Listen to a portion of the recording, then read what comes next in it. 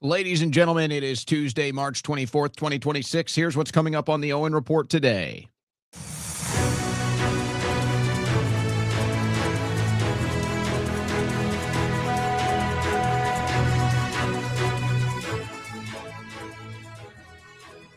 Well, President Trump swore in Senator Markwayne McMullen as the head of DHS today. And there was a whole event at the White House inside of the Oval Office for this. And it quickly, after Markwayne McMullen was sworn in, it quickly became a Trump press conference, and he started rambling on. Felt like hours. I don't know how long it actually was. Felt like hours. Droning on, slurring through words, contradicting himself constantly. I'm calling this a low.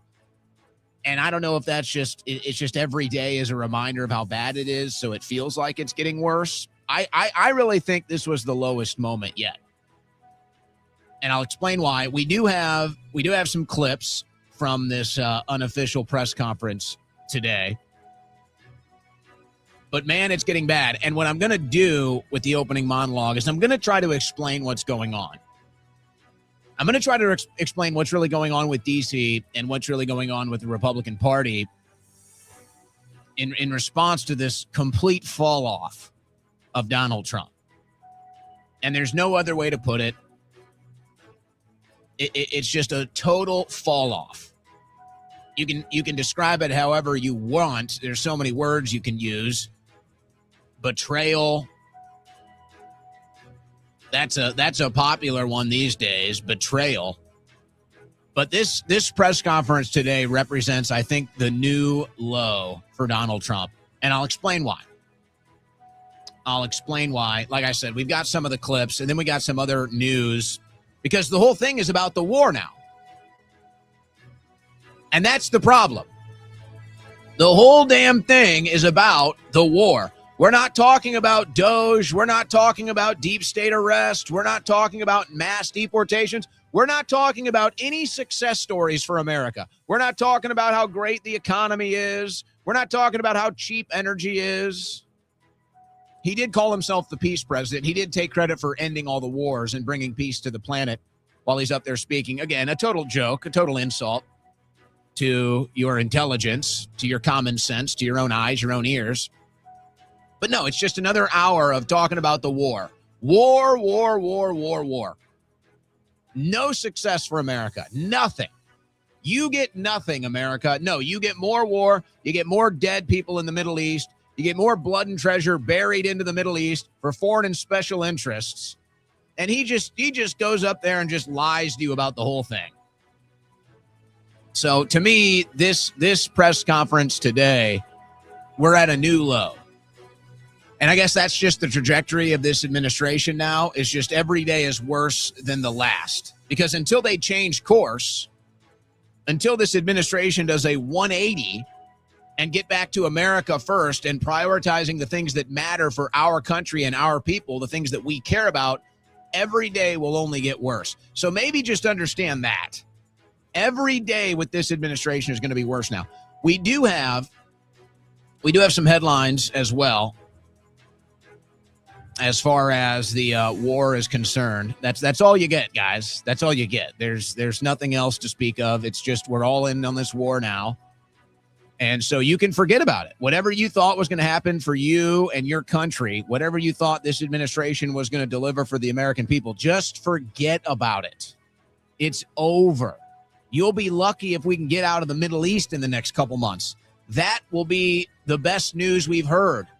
If we can get out of there in a couple months, but I'm not so sure with the 82nd Airborne on its way to the Middle East and more Marines and thousands of troops on their way to the Middle East. Sounds like boots on the ground, smells like boots on the ground. We'll see if that ends up being the case. And then, of course, Israel they're feeling more bold than ever. And why wouldn't they? They've gotten away with killing hundreds of thousands of people, innocent children and women, and they're bombing 7 countries and nobody stops them. So they're just feeling invincible right now, which isn't really good either. This news update was brought to you by OwenSchroyer.store, the official site for Owen Report merchandise. What are you doing to protect your private information? Did you have to think about that? Do you have an answer for that? Well, if not, here is your answer today. Patriot Protect. Let me tell you why I use Patriot Protect. As you know, last year, actually, maybe exactly a year ago now, I dealt with my private information getting leaked on the internet, which led to many things, but my house being swatted, and then, of course, my family having to deal with it as well, because unfortunately tied to my private information was my family's private information. So I knew I had to do something. So I partnered with Patriot Protect. Now, they've got all kinds of plans for you. If you go to patriot-protect.com/Owen, you can see all the plans. But let me give you the basics here. Your private information is likely on the internet. Hackers, scammers, criminals can all get access to it. And unfortunately, in many cases, it's not just your private information, your address, your phone number, your name, email, etc. It also has your extended family's private information as well. You don't want to be the person that leads a crook, a criminal, a hacker into the direction of your family. You want to get that information off the internet. So that's what Patriot Protect does. They wipe the internet. All of these different sharing sites, dark sites, all of this stuff out there. They find your private information and they wipe it. They wipe it off the internet. But the work doesn't stop there. They're then monitoring the internet 24/7. And if that private information pops up again, they're there to strike it down. It also has other conveniences like stopping all the spam calls and emails and all the other types of scams that come your way. But protect your personal and private information online with Patriot Protect. Go to patriot-protect.com/Owen. Coupon code Owen for 15% off any plan. You heard that right. For my listening audience, of all the different plans that they offer to protect your private information online, 15% off any of them with coupon code Owen. Take advantage of coupon code Owen at patriot-protect.com/Owen and get 15% off any of their plans to protect your private information.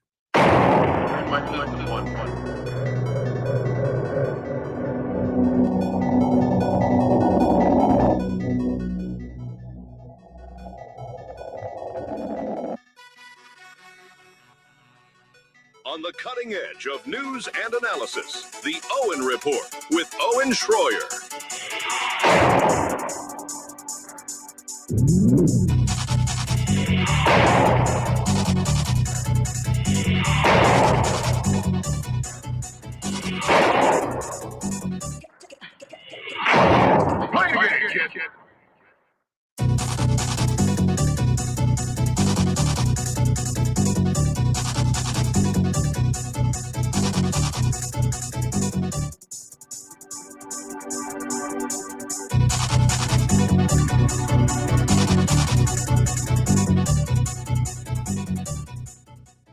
All right, before we get started on the news today, and I forgot to bring this up in the intro, so I'll mention it now.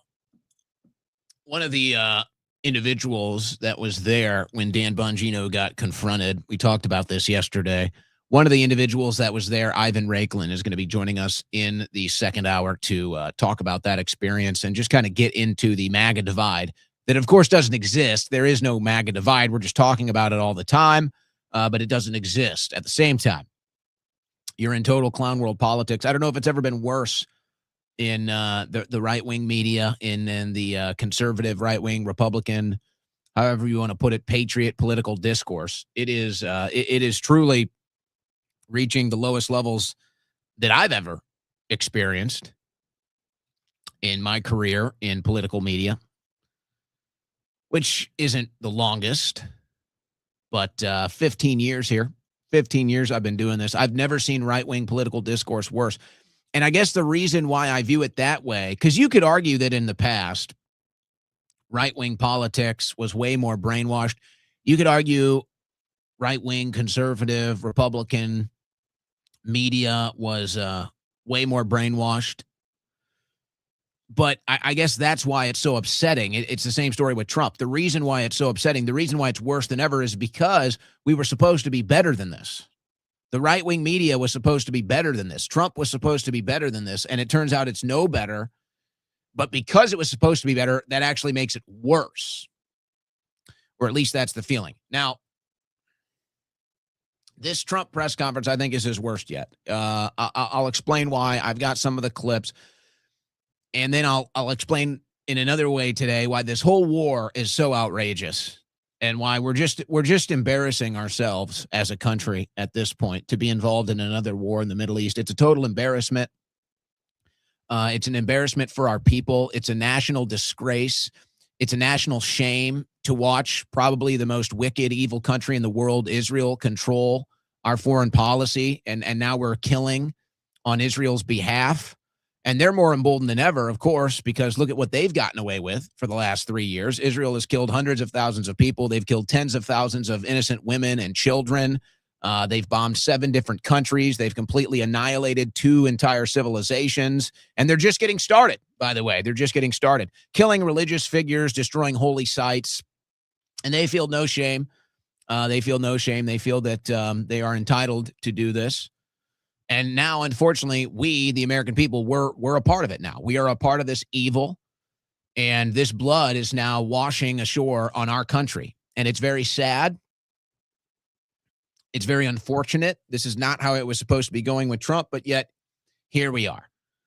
Now, that'll be more into the news orientation today.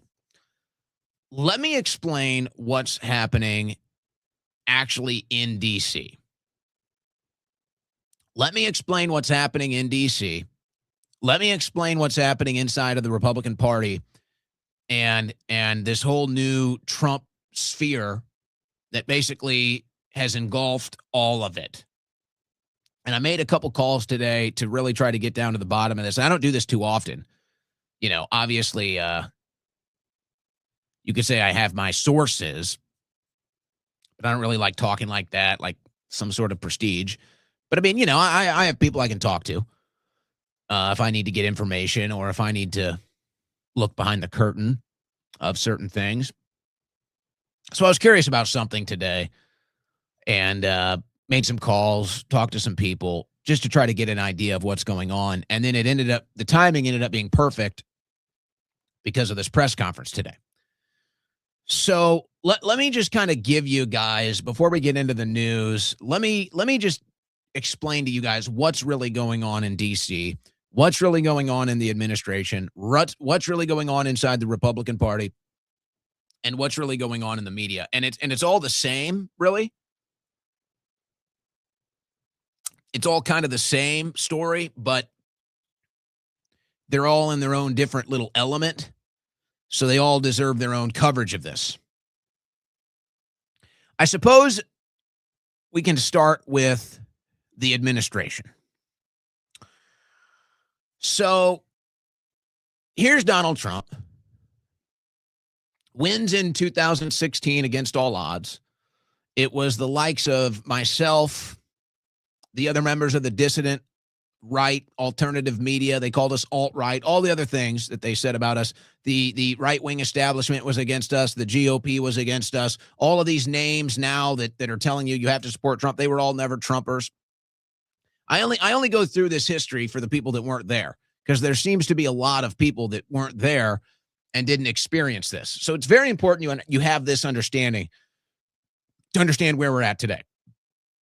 In 2015 and 2016, the Trump supporters ran against the entire establishment. The entire establishment.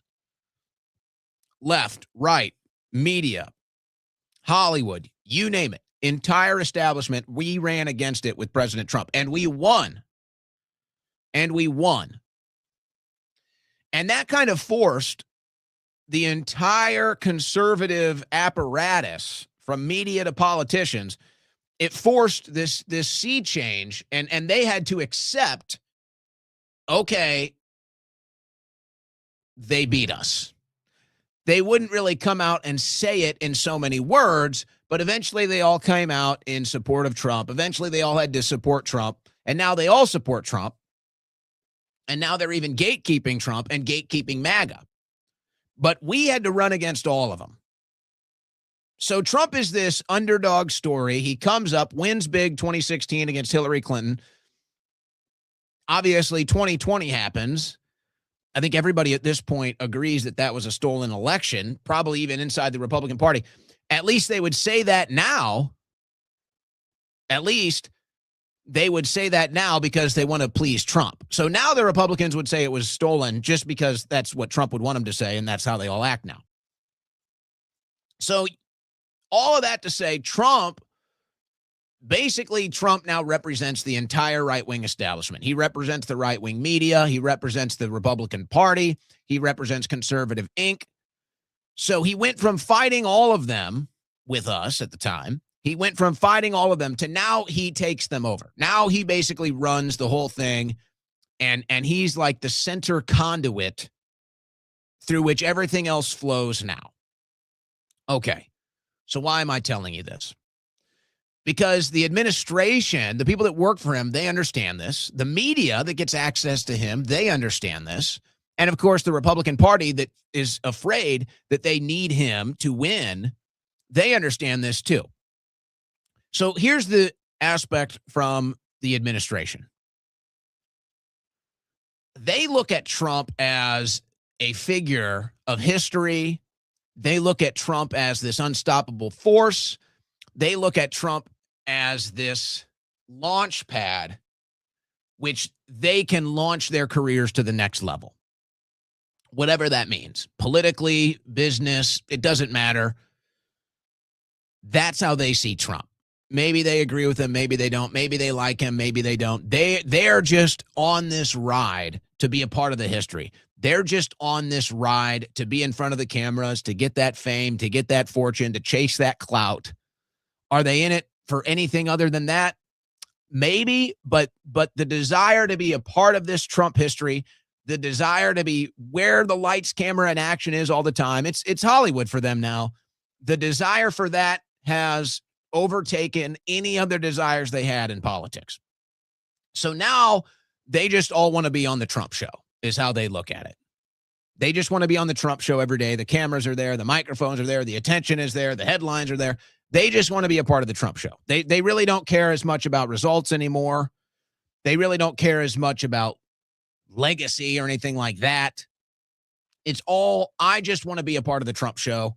What an honor. I'm a part of the Trump show. That's how the administration looks at it. Then you have the Republican Party. And Thomas Massie is the canary in the coal mine here. The Republican Party is scared to death of Trump. They're more scared of Trump than the Democrats are. Now, if you look at the Thomas Massie situation, why is the Israeli lobby spending tens of millions of dollars against Thomas Massie? Why is Marion Adelson getting involved in a Kentucky House race where Massie has won however many elections he's won in a row? He's the guy. He's the shoo-in. He is their guy. Very popular. Very good ratings. So why would Trump, the Israeli lobby, and Adelson get involved in Massie's race and trying to destroy him and unseat him? Why would they do this?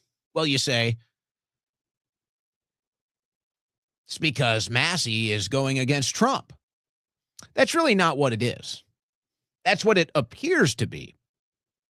But the odds that Massie loses that race, despite the tens of millions of dollars from Adelson and the Israeli lobby, the odds of Massie losing that race are very thin. And they know that. But it's not about unseating Massie. It's all about sending a message to the other Republicans in the House. That's what it's all about. Not every Republican in the House has the popularity, comfort level, confidence, however you want to put it. Not every Republican member of the House has that same status as Thomas Massie. Another way to put it, not every member of the House could go out there and win an election in the midterms with Trump bashing them all the time and with Trump deciding he's going to campaign against them. Not everybody could do that. Massie is one of a small handful number of Republicans that could do that. So it's not as much about unseating Massie. Maybe they can, maybe they can't. They probably can't. They probably don't even think they can. This is about sending a message to every other Republican in the House that if you dare cross Donald Trump, or even worse, if you dare don't support Israel, and if you dare don't put Israel's interests first, then we will come for you. We will destroy you. We will spend tens of millions of dollars to embarrass you and unseat you. That's what it's all about. I don't think they actually believe that they can unseat Thomas Massie. I think they want to send a message to every other Republican. If you don't prioritize Israel and you don't do whatever Trump says, we're going to spend tens of millions of dollars in your race, and we are going to destroy you, and we are going to embarrass you. And really, it should rub every American the wrong way, because this is a foreign interest that's doing this. It's literally a foreign interest doing this. And then secondly, as a conservative, Thomas Massie is the most conservative member of the House. As far as conservative principles and a voting record is concerned, Thomas Massie is at the top of the chart. Nobody is even within grabbing distance of Massie. So conservatives should be outraged at this behavior, and American patriots should be outraged at this behavior. But let's get back to the Republican Party. These Republicans are knocking their knees. These Republicans are scared to death because Trump controls everything now. If Trump wants you to get money from the RNC or WinRed or one of these other groups that has these massive treasure chests for the midterms, if Trump doesn't want them to give you money, you're not getting a dime. If Trump wants them to unleash a barrage of cash for your campaign, then you're going to get as much as you need. But it's all about Trump. He's in control of it now. And all the Republicans know it. So they don't dare cross Trump. They don't dare say anything negative about Trump. They don't dare do anything that might upset Trump, which we all know these days, a wrong gust of wind, a wrong breeze, a scent from a cookie he doesn't like could start another war. So they're just like walking on eggshells. Don't say anything bad. Just, don't cross Trump. Don't upset him. Just get through the midterms. Just hopefully he'll endorse me. Hopefully they'll give me the money.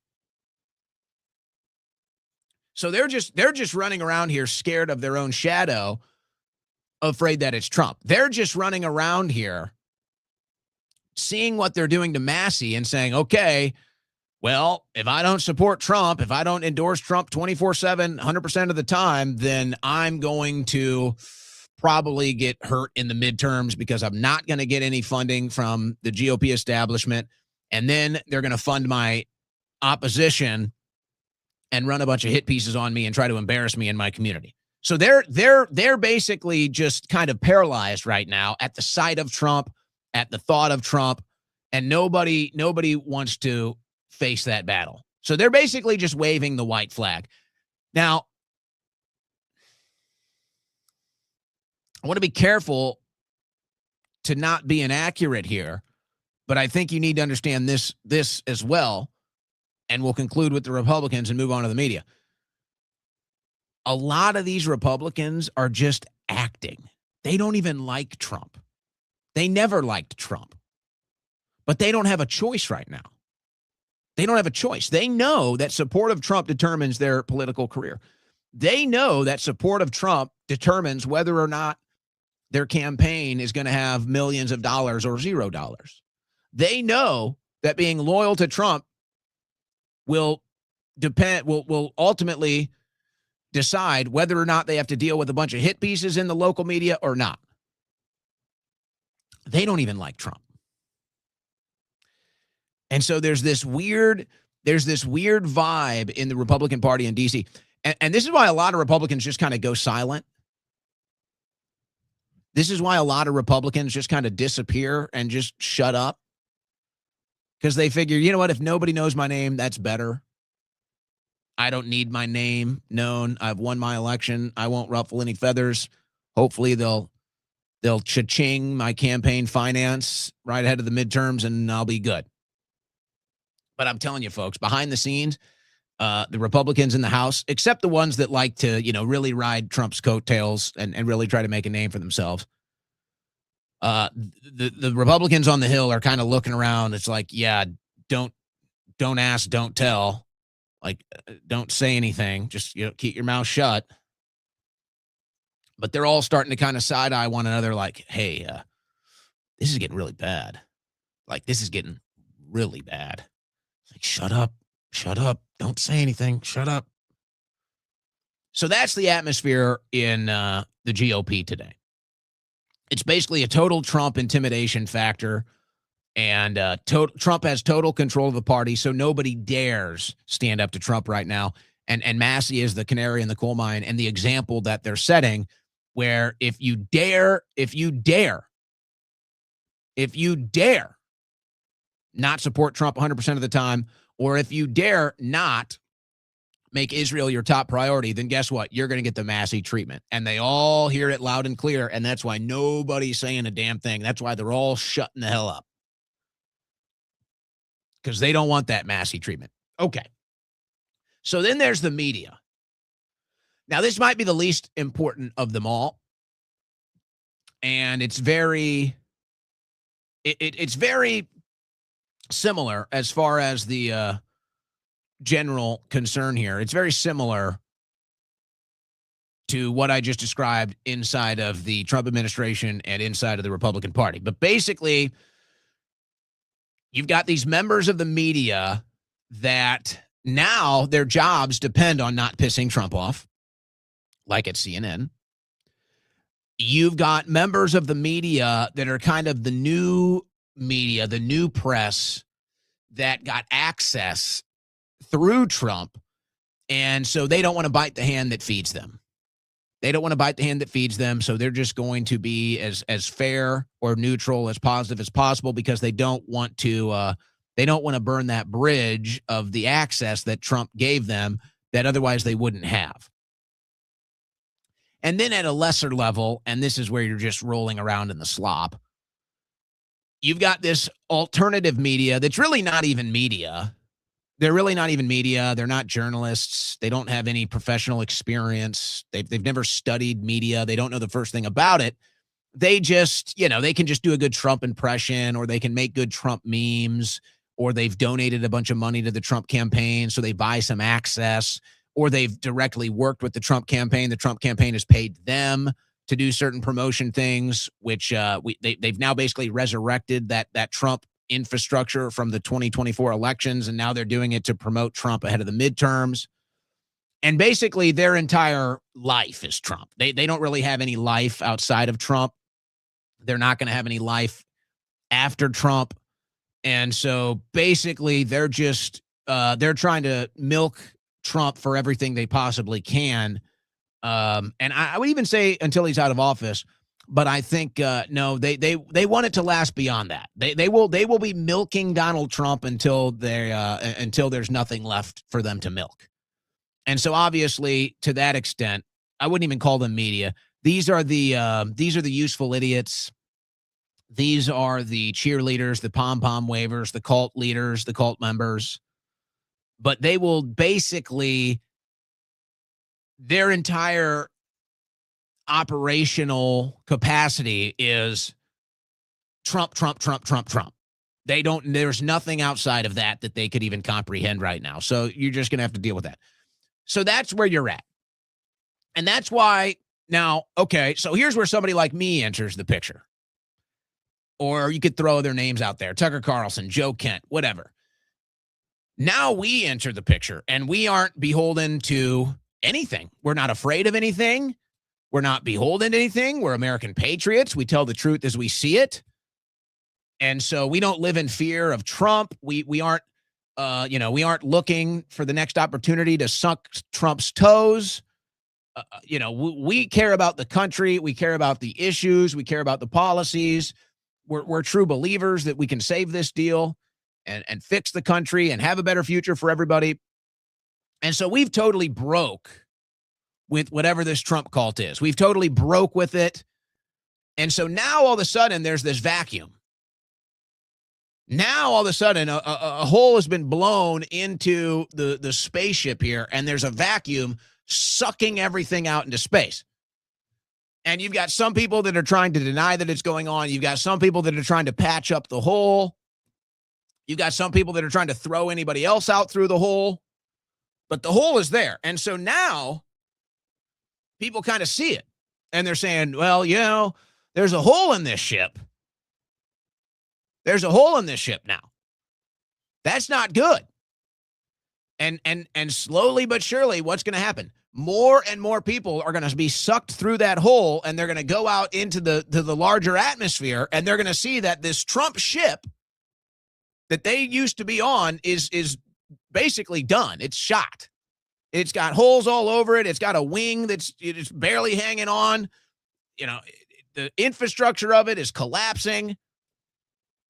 But when they're in there, they like to keep it nice and shiny and huddle around and tell everybody how great everything is. But we've blown a hole in it now, and people are coming out. So slowly but surely, there's going to be less and less and less and less people willing to carry water for this administration. Now, I don't know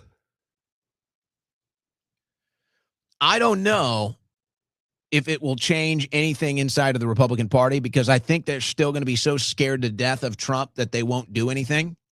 So I don't think that changes. But this MAGA divide, this MAGA split, that's only going to get worse. And you notice it's only going one direction. All of the never Trumpers that have already joined the Trump train, that deal is done. There's nothing more there. It's over.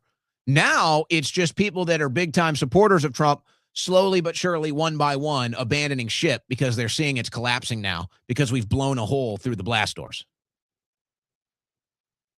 But I'm telling you, folks,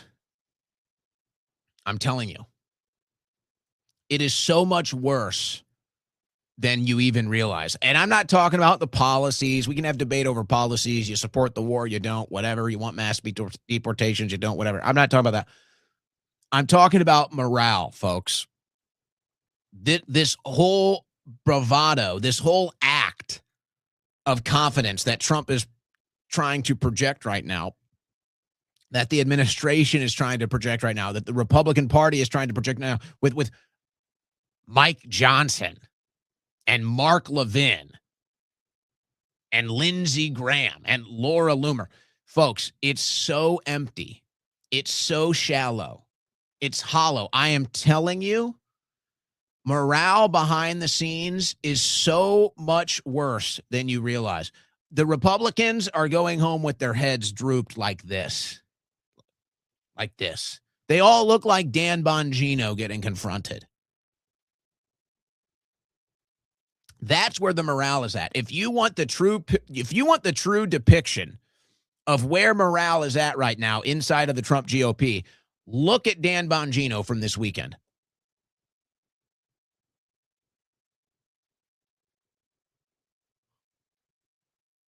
Looking around, scared, head drooping, cursing people out, dazed and confused.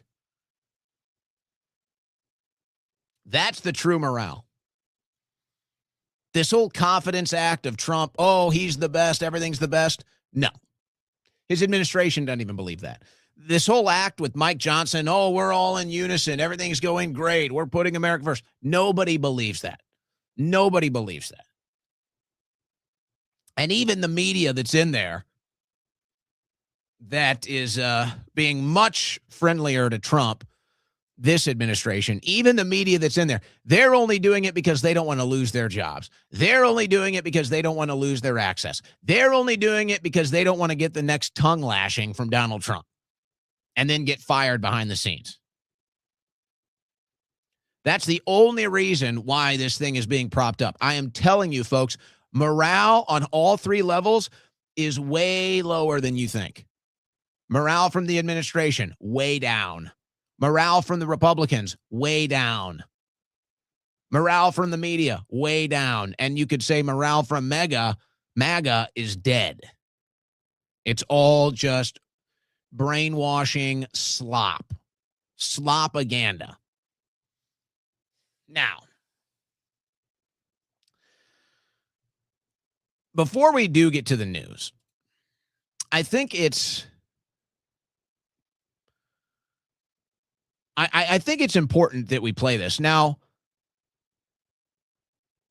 Jesse Waters, he actually used to do this. I forget the name of the guy who does it now. I think it's Brian something. Anyway, so they got this guy who goes out for Fox, goes out for Jesse Waters, and, kind of does some light man on the street work, or they just ask a basic question. Now, we're going to go here. This is spring break.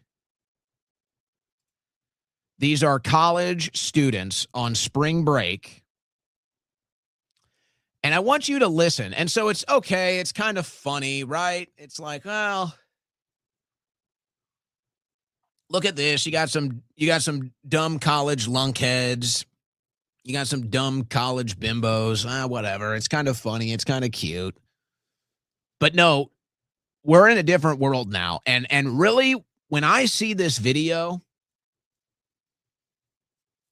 and maybe you agree, maybe you don't. I'm curious because I don't really hear anybody else saying this. I've not seen this commentary anywhere until I'm going to say it now. When I see this video, to me, I see this video and I say, that right there is why we cannot go to war with anyone. If our general population is that fat and that retarded, I'm sorry. I don't think that us as a country, I don't think we have the right to declare war on anybody. I think we got our own problems.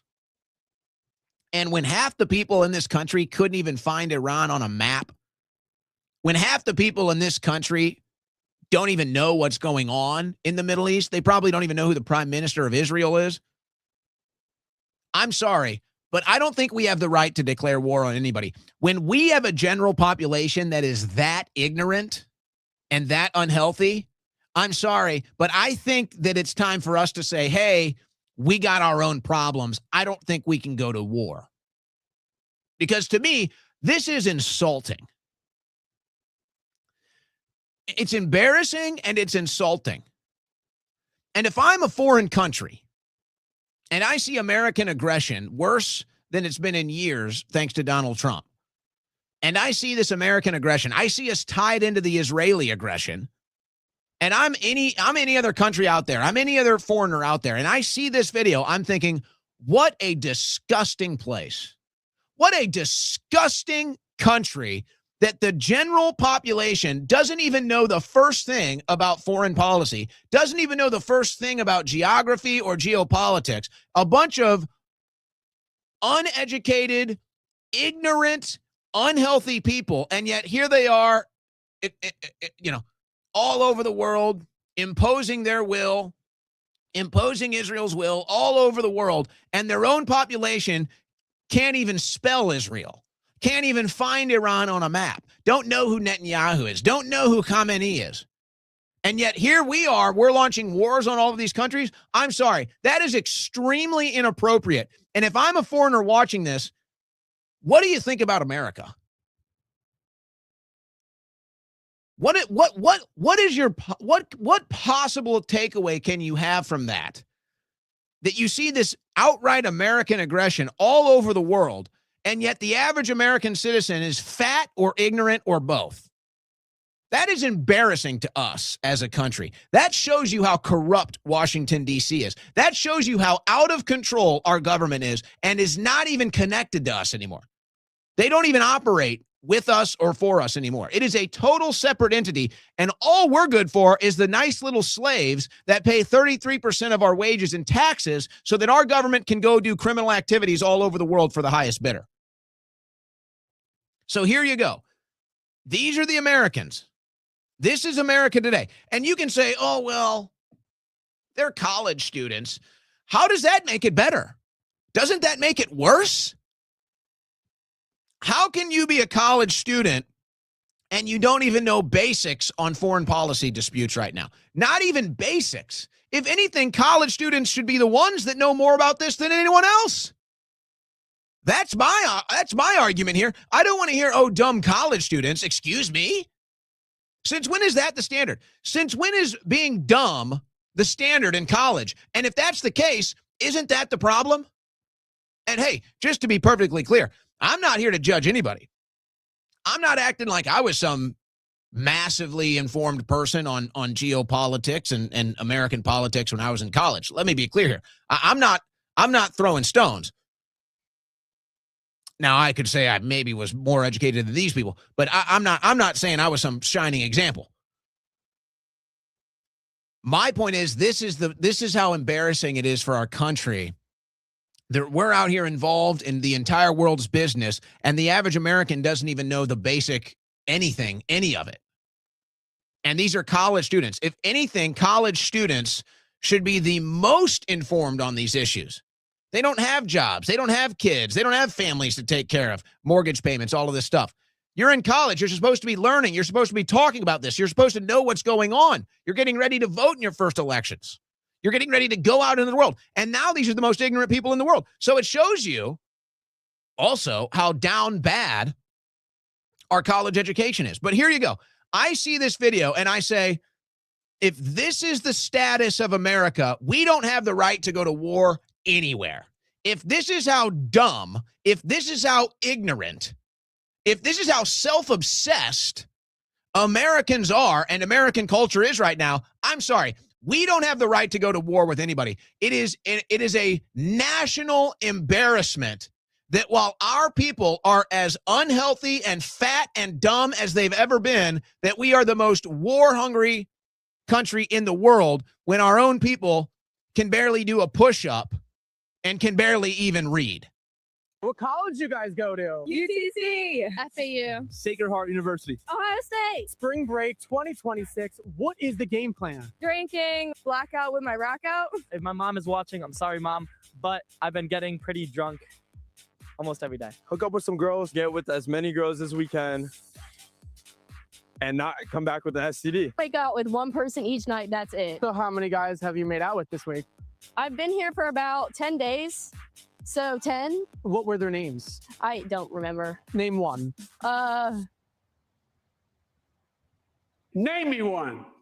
Name me one. What is the craziest thing you've seen at spring break? Not that crazy. I've seen people do like cocaine off of boobs. I saw a girl like black out on the street. That was pretty exciting. Sunday mimosa drag races. You see that guy take his pants off in the middle of the club? There's a lot of famous people down here. Have you seen Johnny Belisario? What? Never mind. Okay. What is the wildest thing you've done down here? Got with somebody the first night that I came down here. Pole dancing, 2 days ago. stripping naked, getting in the water. You gotta say. What'd you do? You went something crazy. On the strip? Honestly. All right, on the strip? No, when you had this. Okay, that wasn't public, but yeah, okay, that's. What issue facing America is the most important to you? What bikini I'm gonna wear next? Obesity is terrible. Ice. Not personally. I'm legal. Getting a tan on the beach. That's the most important thing in my life right now. I'm thinking about Starbucks, to be honest. I'm thinking about Starbucks, what I'm gonna get for today. The elevators don't work. You got 43 floors. The elevators don't work. I could take this little glass of water, drop it in the magnets. That's the end of the elevator.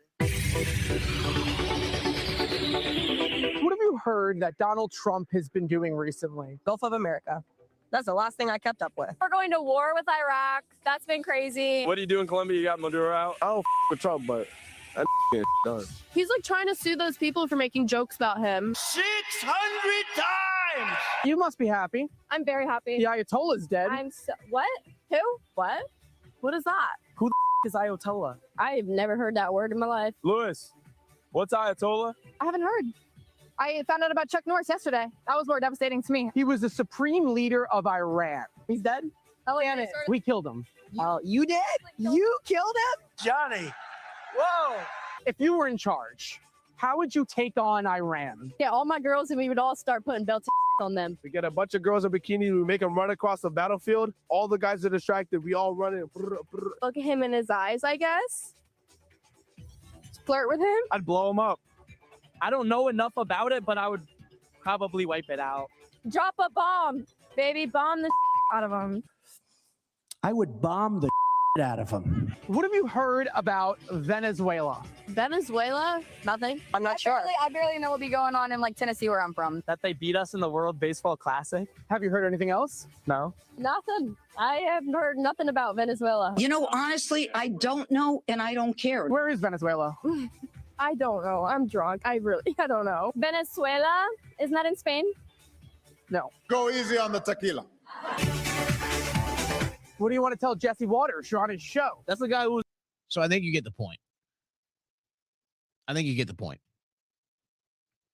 Now, I don't want to make a mountain out of a molehill here, but let's try to put some things into perspective, shall we? Whatever. College kids going to the beach, getting drunk, having a good time. No problem. Whatever. Good for them. No. Even the ignorance factor I could set aside, perhaps. No, here's my problem. Here's what makes me sick. Folks, I'm sorry, this is not a small deal. We just killed 200 schoolgirls. Our military. We blew up a school. We did that. Our tax dollars, our intelligence, our allies. We're killing kids, man. We're killing children. Sorry, that's zero tolerance for me. That is outright evil. I don't care who does it. I don't care if Biden does it. I don't care if Bush does it. I don't care if Obama does it. I don't care if Trump does it. I don't care if Netanyahu does it. I don't care if Khamenei does it. I don't care if Erdogan does it. I don't care if Starmer does it. I don't care who does it. They're killing kids. And you paid for it. It's your government. They're killing kids.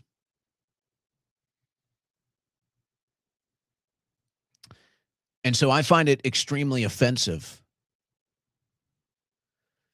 I find it detestable, disgusting, nauseating that we're sitting here laughing about this. Our younger generations don't even know where Iran is. They don't even know who Khamenei is. They don't know anything about this war. They don't even know where Venezuela is.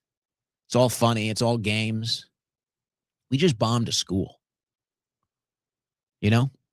So, hey, if this is where we're at as a country, we're doing good, getting drunk at the beach, hanging out. It's all fun. It's all good. Okay, we're fixing our country, whatever.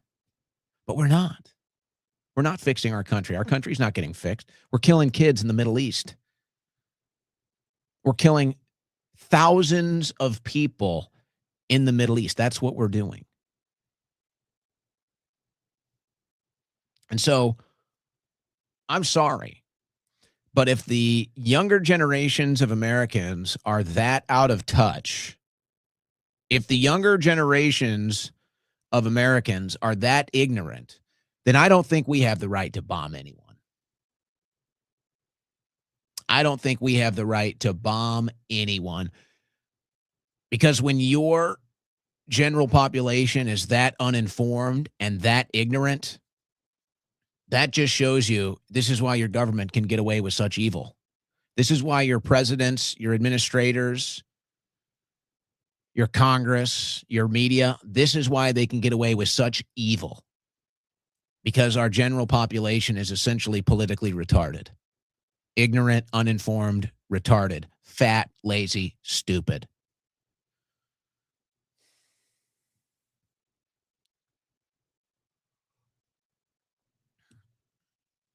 So I just, that's what hit me when I saw that video. I'm like, wow, we can't even fix our own people. Our own people can barely read. Our own people can barely write. Our own people don't know anything about geopolitics. They probably barely even know about geography. Our own people don't know a damn thing, and yet our government can go around the world, bomb everywhere they want, kill kids, kill women, support the most evil country in the world, and we just, frolic around on the beach as we're killing kids. I'm sorry. It's so inappropriate. And, I don't even come up here and I'm not some Bible beater. I'm not somebody that stands up here on my Christian morals or ethos. I don't do that. I don't talk religion much on this show. But I sit here. I sit here as a Christian, and I look at the Christian community of this country, and I say, where are you? Where are the Christians? I get it. I get it. The Christians have been brainwashed, just like everybody else. I get it. The Christians have had the propaganda aimed at them, fired at them for their entire existence here in this country as well. I get it. That's fine. But in case you haven't noticed, we're way past the propaganda now. We are way past the propaganda. And you have a total trash culture that is taking over our youth. And so now they're lazy and ignorant. And then you have a totally evil, satanic government that are killing children, blowing up children's schools in the Middle East. And the Christian community has nothing to say. And the Christian community sits on the sidelines, silent. And then the one Christians that do speak up, they get attacked the most. And then the other Christians that have sold you out, they support killing kids in the Middle East. This whole thing is out of control. This whole thing is corrupt. This whole thing is depressing. So I don't know. Maybe I'm alone in this. But if the average 22-year-old American can't locate Iran on a map, if the average 22-year-old American doesn't know who the prime minister of Israel is, then I don't think we need to be involved in foreign wars. I'm sorry. And if you want to go a step further, if the average American, not even young, not even college age, if the average American can't answer these questions either, if the average American is illiterate, uneducated, fat, lazy, and stupid, I'm sorry, I don't think we have the right to be involved in these wars. Now, if you had a population of Americans that were fit and healthy and extremely educated on these issues, and we said, yes, this is something that's in our interest that we need to do, that would be a different story. That's not the case. That's not even close to the case. So I'm just scratching my head like, oh, it's funny. Oh, it's funny. Look at these stupid kids. Oh, it's funny. Look at these stupid Americans. Oh, it's all funny. Look at how fat and stupid we are as a country. Oh, it's all funny. Hey. No, it's not actually. We just bombed a school in Iran. We have killed thousands of people in this war. We're supporting Israel, that is the closest thing to Nazi Germany you're ever going to see in your life. No, it's not funny to me, actually. It's not funny. It's very depressing. And I'm just hoping we can come out of this with a country. I'm just hoping that our corrupt leaders that have destroyed our culture, that our corrupt leaders that have destroyed our political system, they've weaponized everything against us. They've weaponized everything against the world as they see it. I'm just hoping when this is all said and done, we have anything left to save. That's the only hope I have now. Will there be any country left to save when Trump is done with us? Will there be any Middle East left to save once Israel kills everybody? What are we going to have left at the end of this? That's what I want to know. Because right now, it's getting thinner and thinner and less and less. And I'm just hoping we have something. I'm just hoping we have something when this is all said and done. Because this is beyond a disaster. We haven't turned the country at all anywhere. We have not turned this country around anywhere. And now in this pivotal moment when we're supposed to be turning the country around, I tune into the news and it's Donald Trump talking about war for 2 hours. For 2 hours, all he can talk about is a war in the Middle East that we all know is for foreign and special interests. It's not even a secret. Everybody knows it. and we're all watching our own country collapse before our very eyes, and the president sits up there and laughs at you as he tells you how we're doing the business of a foreign country in the Middle East yet again. And then it's funny. It's funny because Fox News is reminding you how stupid and how ignorant the younger generations of Americans are that are going to inherit this mess. And they're going to say, golly gee, what happened? Well, don't worry. Don't worry, because it's happening. Your country has been sold out. Your politicians have been sold out. Your media has been sold out. And now, all of this bad karma, if you believe in that, whatever you want to call it, bad karma, God's wrath, this concept, and we've been lucky, this concept that somehow we're going to be protected from all of this for the rest of our lives, you have to be a fool. You have to be a fool to think that America and Israel can continue to bomb and kill hundreds of thousands of people, including innocent women and children, and that somehow, some way, we're going to get God's divine protection over us as long as this continues. You can only pray. But it's embarrassing. It's embarrassing to have that juxtaposed. It's embarrassing, the juxtaposition of, oh, look at how dumb and ignorant young America is, to, hey, we're sending the 82nd Airborne over to the Middle East. We're going to do boots in the ground. We're doing a regime change war. We just killed 200 schoolgirls. That's a good thing. I can't believe this is where we're at in the Trump administration. You're listening to the Owen Report on the Win Network. Well, that is where we're at. Unfortunately, that is where we're at. So you might be thinking about what you need to do to prepare. Hopefully you got something. I got to tell you, I see this stuff every day, and I get the same instinct, which is, have I done enough? What do I need to be telling my friends and family? What do I need to be making sure I have, aside from just emergency food? But do you have insurance you can eat? Do you have an emergency food supply? We already had a shutdown once under President Trump. Don't think he won't do it again. You need to have food for insurance.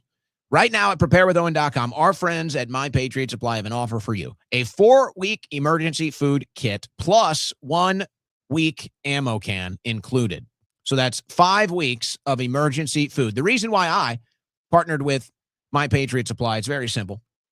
It's the highest quality food, and it's the highest quality containers ready to be stored as soon as it arrives. You're getting at least 2,000 calories a day, real meals made with real ingredients, no artificial colors or flavors, shelf life measured in decades. You got to have insurance you can eat. You got to prepare for emergencies, ladies and gentlemen. If you haven't got emergency food supplies, if you have nothing as far as food insurance, this is the deal for you. Preparewithowen.com or scan that barcode on the screen. A 4-week emergency food supply plus 1-week ammo can for free. Limited time only right here for this audience.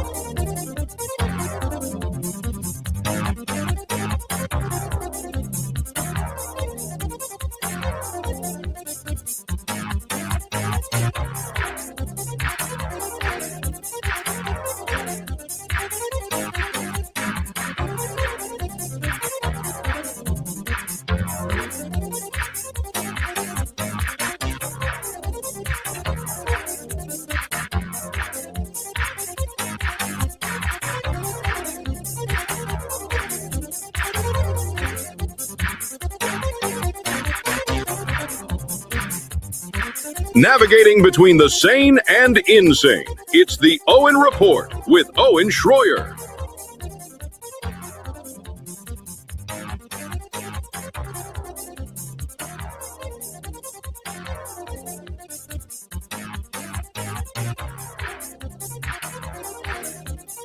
All right, joining me now is Ivan Rakelin, or I guess if you ask Dan Bongino, Igor, just Igor.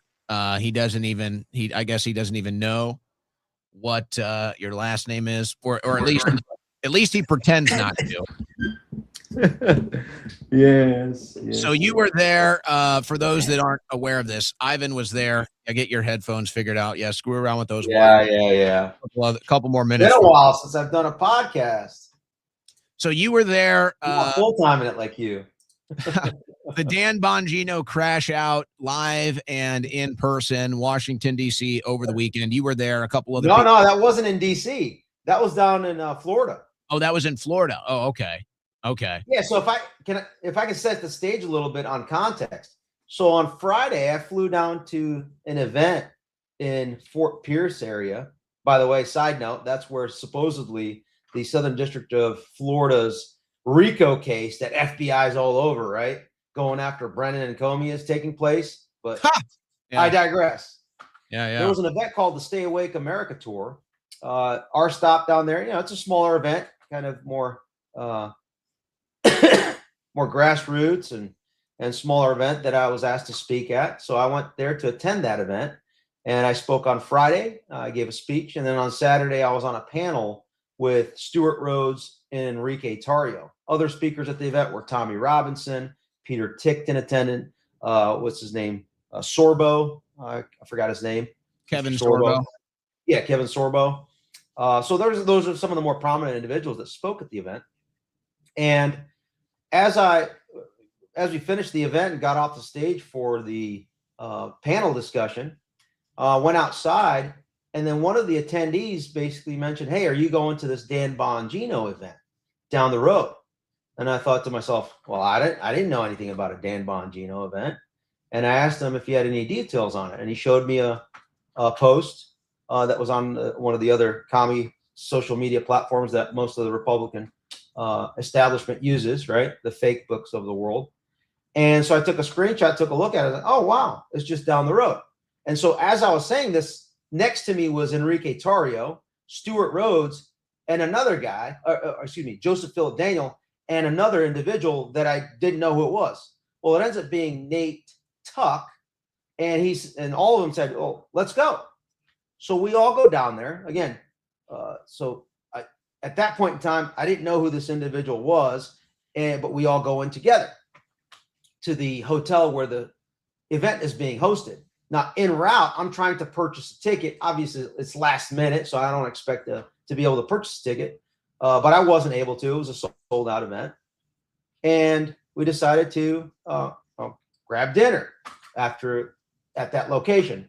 And potentially, like, my goal was to engage with Dan Bongino because I don't have an opportunity to do so because he's blocked. He's the world record holder in blocks on Twitter. And I happen to be one of them. Him and Mark Levin are fighting every day for that title. Yes, I don't even know if I'm blocked by Mark Levin. I just don't. I don't consume America's Second content, so I try to avoid that.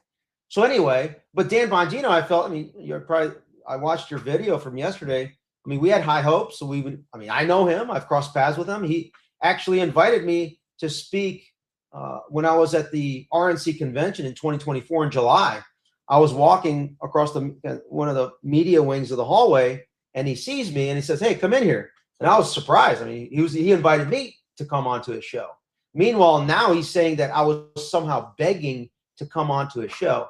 Now, in earnest, I did reach out to a couple of folks that know him, and I said I wanted to extend my knowledge of the deep state down to the granular individual level. If anytime he wants me on the show, I'd be happy to come on and kind of lay that out. The last 12 years of treason, because there's very few people that are my background where I've had a front row seat going back to the Ukraine crisis team up to today to kind of lay out the Biden criminal syndicate, to lay out the Democrat, all the hoaxes and the escalation of cover-ups that took place, because I was a witness to most of it as it occurred. And maybe he's referring to that being begging to get onto his platform. But needless to say, he brought me in. I did an interview with him. And I mean, there's a lot of context, but I want to make sure that I hit it in the sense that with that backdrop, I want to give him the benefit of the doubt, because I don't know if he's controlling his own Twitter account. My goal was to go there and ask him, Dan, why are you blocking me on Twitter? As essentially the opening to a conversation that could either escalate depending on how he reacts. Usually, based on what I've seen, he escalates it and gets, his reactions are very emotional. Or potentially, he could maybe see that I'm trying to legitimately engage in a way that's more of a deliberate, calm, cool, collected fashion, similar to how I do all the time, whether it's Michael Fanone or not. But before I was able to have that opportunity, the individual, Nate Tuck, who I asked him, hey, can you record as I try to ask Dan Bongino about why he's blocking me? I mean, he doesn't work for me. I just met him. I mean, he's got First Amendment and free will, just like any of us. And he went ahead and went up to Dan Bongino, and he engaged with him after Joseph Philip Daniels started his interaction with Dan, because Joseph was the first one that asked him, you know how Joseph Philip Daniel does it. He does it in a very religious, foundational tone, and essentially praying for folks to have courage and do what's right and don't let the demons take over, etc. And then as that was wrapping up, and this video is out there. That's one video is from Joseph Philip Daniels' angle. Another video is Nate Tuck, where I'm like, hey, you ready? And that was essentially the signal to, hey, are you ready to record? Because I want to ask Dan Bongino. Well, he instead went and started to ask to basically accuse Dan Bongino of being a pedophile protector. Now, that's not my style. I mean, you see me enough, Owen. You kind of see like my engagements and interactions. Well, I will eviscerate you with the words that I use. Never is it in a disrespectful tone, or do I use expletives in my interactions? Well, let me go into the crux of the issue. Let me right there. Difficult questions, right? Yeah, but let me stop you right there so that people can have a better context understanding here. Joseph Philip Daniel, he's been doing this for years. I would always run into him in Washington, D.C. I don't know if he lives in Washington, D.C. I'm not sure. He was in Florida for this. He's a floater, if you will. He kind of goes wherever he goes wherever. Yeah, literally. I mean, he goes wherever Christ tells him. I mean, like, exactly. I don't mean that as a joke. Literally. That's how he operates. So I've ran into him a bunch of times. And it's funny because forget about you. While you might, come across as respectful and everything else because you know how to handle yourself, you have a bit of a presence now. I mean, you do have a bit of a presence. You got a Mr. Clean presence. When people see Ivan, they know that he's probably going to, ask a question that ticks somebody off. I'm only saying that to say that Joseph has never had that vibe at all. Like, Joseph is always the nicest guy. He's always stopping to pray over people. Like, I don't even think there's a bad bone in that guy's body. Right. Absolutely. And so the fact that Dan crashed out on him before he even got to you, to me, it was 1, 2, 3. That's why they did the meme of Three Stooges. And by the way, I'm off to the side, and I sent you a couple of videos. I don't really hear the interaction because it's a noisy. It's kind of crowded.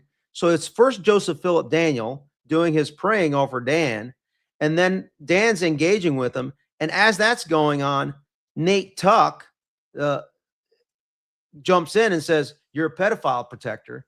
And then he uses, the terms that I guess can't be used on X. I don't know if you're here, but on X, but it's all out there. And then Dan in his show yesterday, I mean, his entire show is a complete fabrication. And somehow he wants to accuse me of somehow orchestrating this. I just explained to you, this wasn't pre-planned whatsoever. I just got the information and immediately jumped on it to see if there would be an opportunity I had no plans of engaging with Dan Bongino, but when you block me, my only option to peacefully engage with you is in person, because I have his number. He doesn't respond to calls, texts, and he has his own reasons for that. But I would like to know why somebody blocks me, because maybe that would be feedback to me, and maybe I can adjust how I engage with people. Okay. Yeah, unfortunately, I can't share any of those videos because they're in a message and not a post on X, but people have probably seen the videos by now. We played both of them on the show. Some So of let those, me, actually, I think 1 or 2 of those have not been really widely published. so let me ask you this. So then it was him, and then after that happened, he comes to me or walks by me, and I extend my hand and say, "Dan, Ivan Rakelin," and I was going to ask.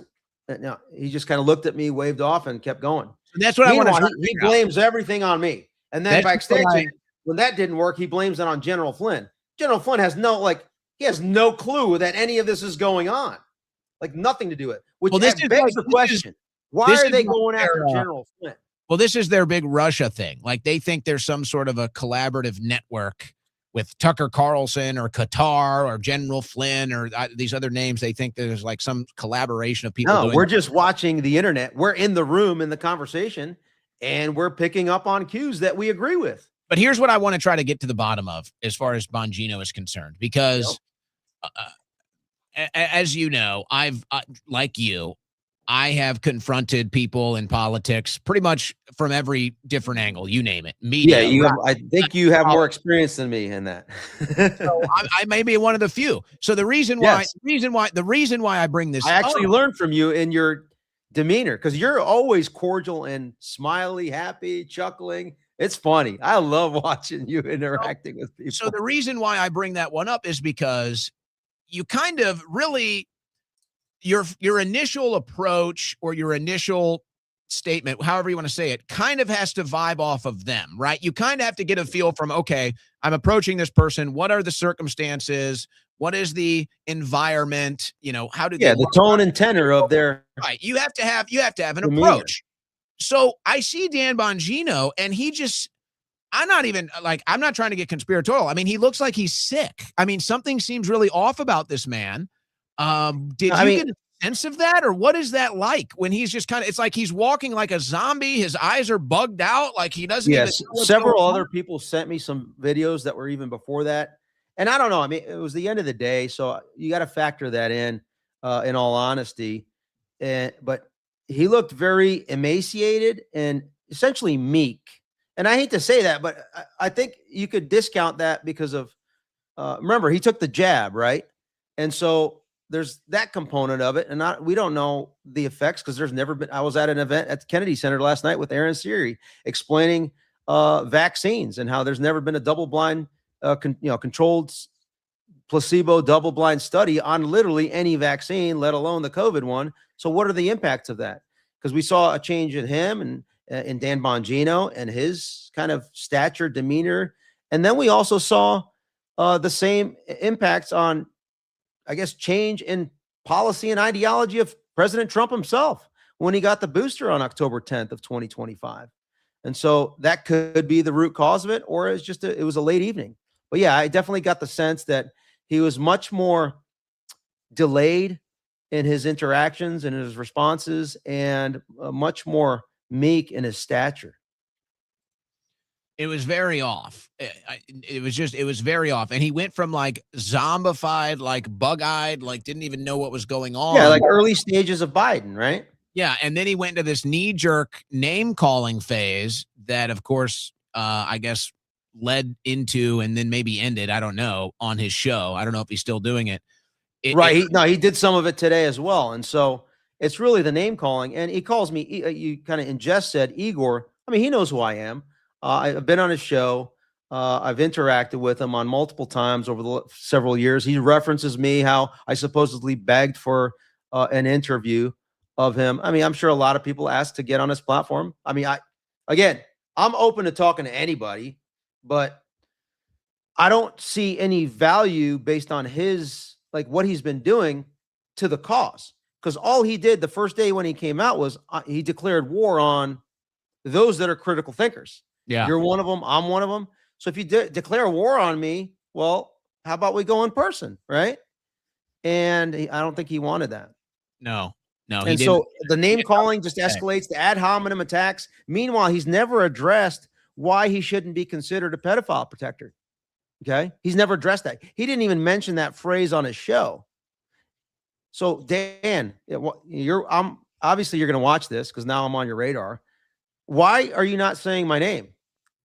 Who told you that you cannot say my name? Because you're not the only one that's in, I guess, the vicinity at the top levels, if you will, of our movement that has been told specifically you are not to mention my name. And it's very clear.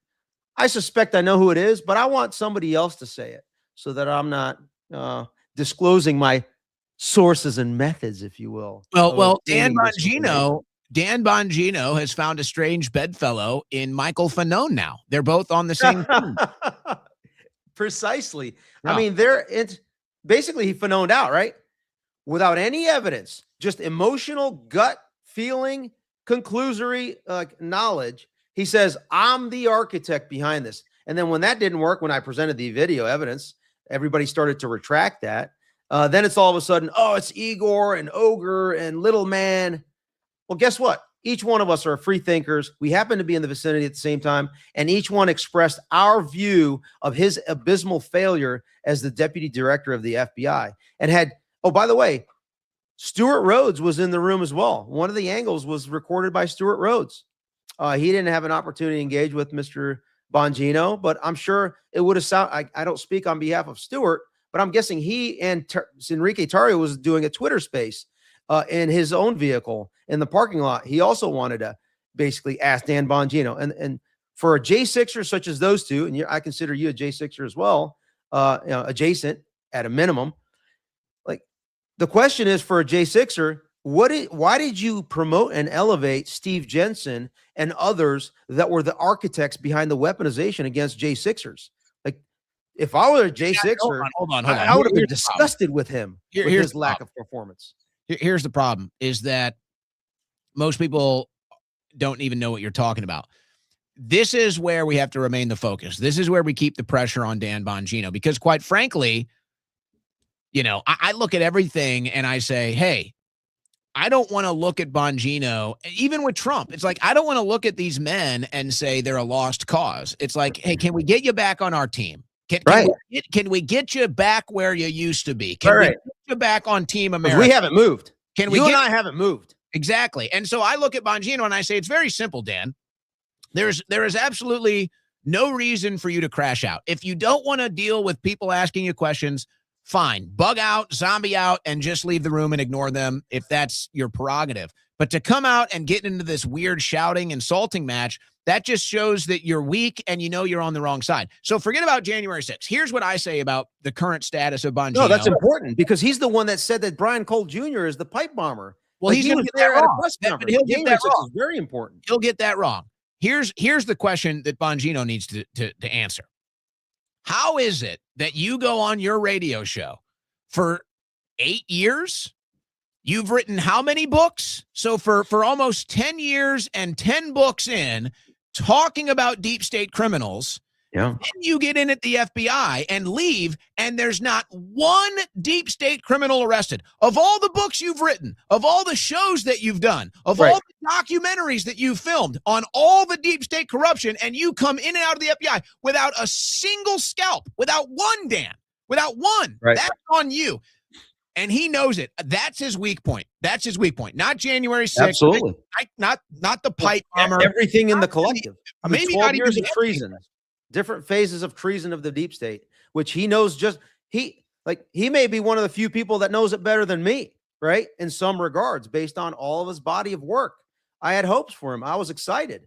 But I mean, he tricked me just as much as he tricked anybody, in the sense that there was really nothing that came out.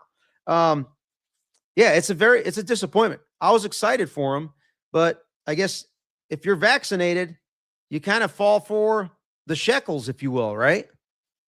Well, I wonder, he says he has all these receipts. What receipts? Like, dude, you're the one. We are the ones with receipts. Like, we are literally the ones that watched your show for 10 years, read your books, saw your documentaries. You made a career out of talking about deep state criminals. And then Kash Patel wrote the book Government Gangsters, albeit it only had a few dozen members on that government gangster list, which pales in comparison to my 1,500 person list, but still. I'd be happy for 24. Yeah, one deep state arrest. You gotta get one. I'd like just one, Ivan. Now they're running around. Oh, now we can't arrest. Well, you can arrest Brian Cole Jr. apparently and do a press conference about that, can't you, Dan? Cash, Pam, Judge Janine. What would and you you like saw what to- happened today with Steve Baker, right? Or yesterday's report? What would you like to? No, From the I Blaze? didn't. No. Yeah, Steve Baker of the Blaze, who's been hot on the trail of the pipe bomber. He was the one that put out gate analysis. Remember, there was that allegedly the U.S. Capitol Police officer. Remember, Shawnee Kirkhoff was allegedly that. Well, now he just came out with another article, and he was just before I came live. I was watching a little bit of Viva Frey. Steve Baker was on Viva Frey, and Steve's dropping some explosive information that crosses within the J6 realm, as well as the accusation against Joe Kent that he supposedly leaked technology information. I think they're trying to attribute it to that it was leaked to Steve Baker. Meanwhile, Steve Baker is like, no, I provided the stuff in that direction, not the other way around. Well, they're just making up that. It's the FBI that's accusing him. They made up that Kent leak thing. It's a total made up story. It's just all these leaks are White House source that leaked to Fox News. Huh, interesting. So the America Second White House leaks to the America Second Fox News, and then it's amplified across the America Second ecosystem. And I sent you something that is very intriguing. I think I'm going to have to say it here because we're running out of time. I was going to give you your last statements to Bongino, but if you want to go ahead, I think I know what you're going to say. It's better that you say it. Well, it's not my story, but if you're talking about Brad Parscale, I think this guy's been an issue in the political world for a long time. So, I mean, I know him, right? I've communicated with him. I've known him for, I mean, not close by any stretch of the means. I don't want to misrepresent, because just like you, I've gone to many events, and all these folks I've crossed paths with and talked tangentially. We've gotten each other's numbers, etc. And that guy's brilliant. So he was the digital director for President Trump in 2016, and he was the campaign manager in 2020. And I argue he helped win those two elections, even though the deep state stole it in 2020. But some things are concerning. Did I send you the Hill article? No. So I don't know if you can pull up. There's an article in the Hill from September 18th of 2025, 8 days after Charlie Kirk's murder. And so the reason why I came across this is me and my team, we're just doing research on, after Joe Kent comes out and says that this ecosystem of influencers that are tethered to Israel, if you will, are kind of shaping the narrative as it applies to this war. And so I was like, okay, let me do a deep dive search on the internet. One place that you need to go to is foreign agent registrations on the Department of Justice's website. And then I looked through, okay, which are the ones that are tied to Israel? And so which ones are the ones tied to Israel specifically after June of 2025? Because that's after the previous bombing of Iran on behalf of Israel occurred. And so as you look through it, one name stuck out, one name that I knew and know, and it's Brad Parscale. And I don't know if you want to read off of kind of what I sent you, but let me just pull up it's almost as though he got an 8-figure deal, didn't he? It was an 8-figure deal. 9 million just in that reporting alone. And I'm just getting started and looking into things. So the Hill, Brad Parscale, Israel. It says Brad Parscale. And I mean, the Hill is not a leftist publication. It's kind of slightly center right. Would you agree? Yeah, I think that's fair. Former Trump campaign manager registers as foreign agent for Israel by Laura Kelly, September 30th of 2025. And it goes into a deep dive and it explains what that's all about and what the purpose of that foreign agent registration is. And it begs the question, if it's to do digital influence on behalf of the Ministry of Foreign Affairs and maybe others of the state of Israel, it's interesting who are the affiliates of this operation. Okay. And it's almost, just go ahead. If you don't mind, it's so important. I think you need to read it. What I sent you, that summary, if you don't mind, Owen.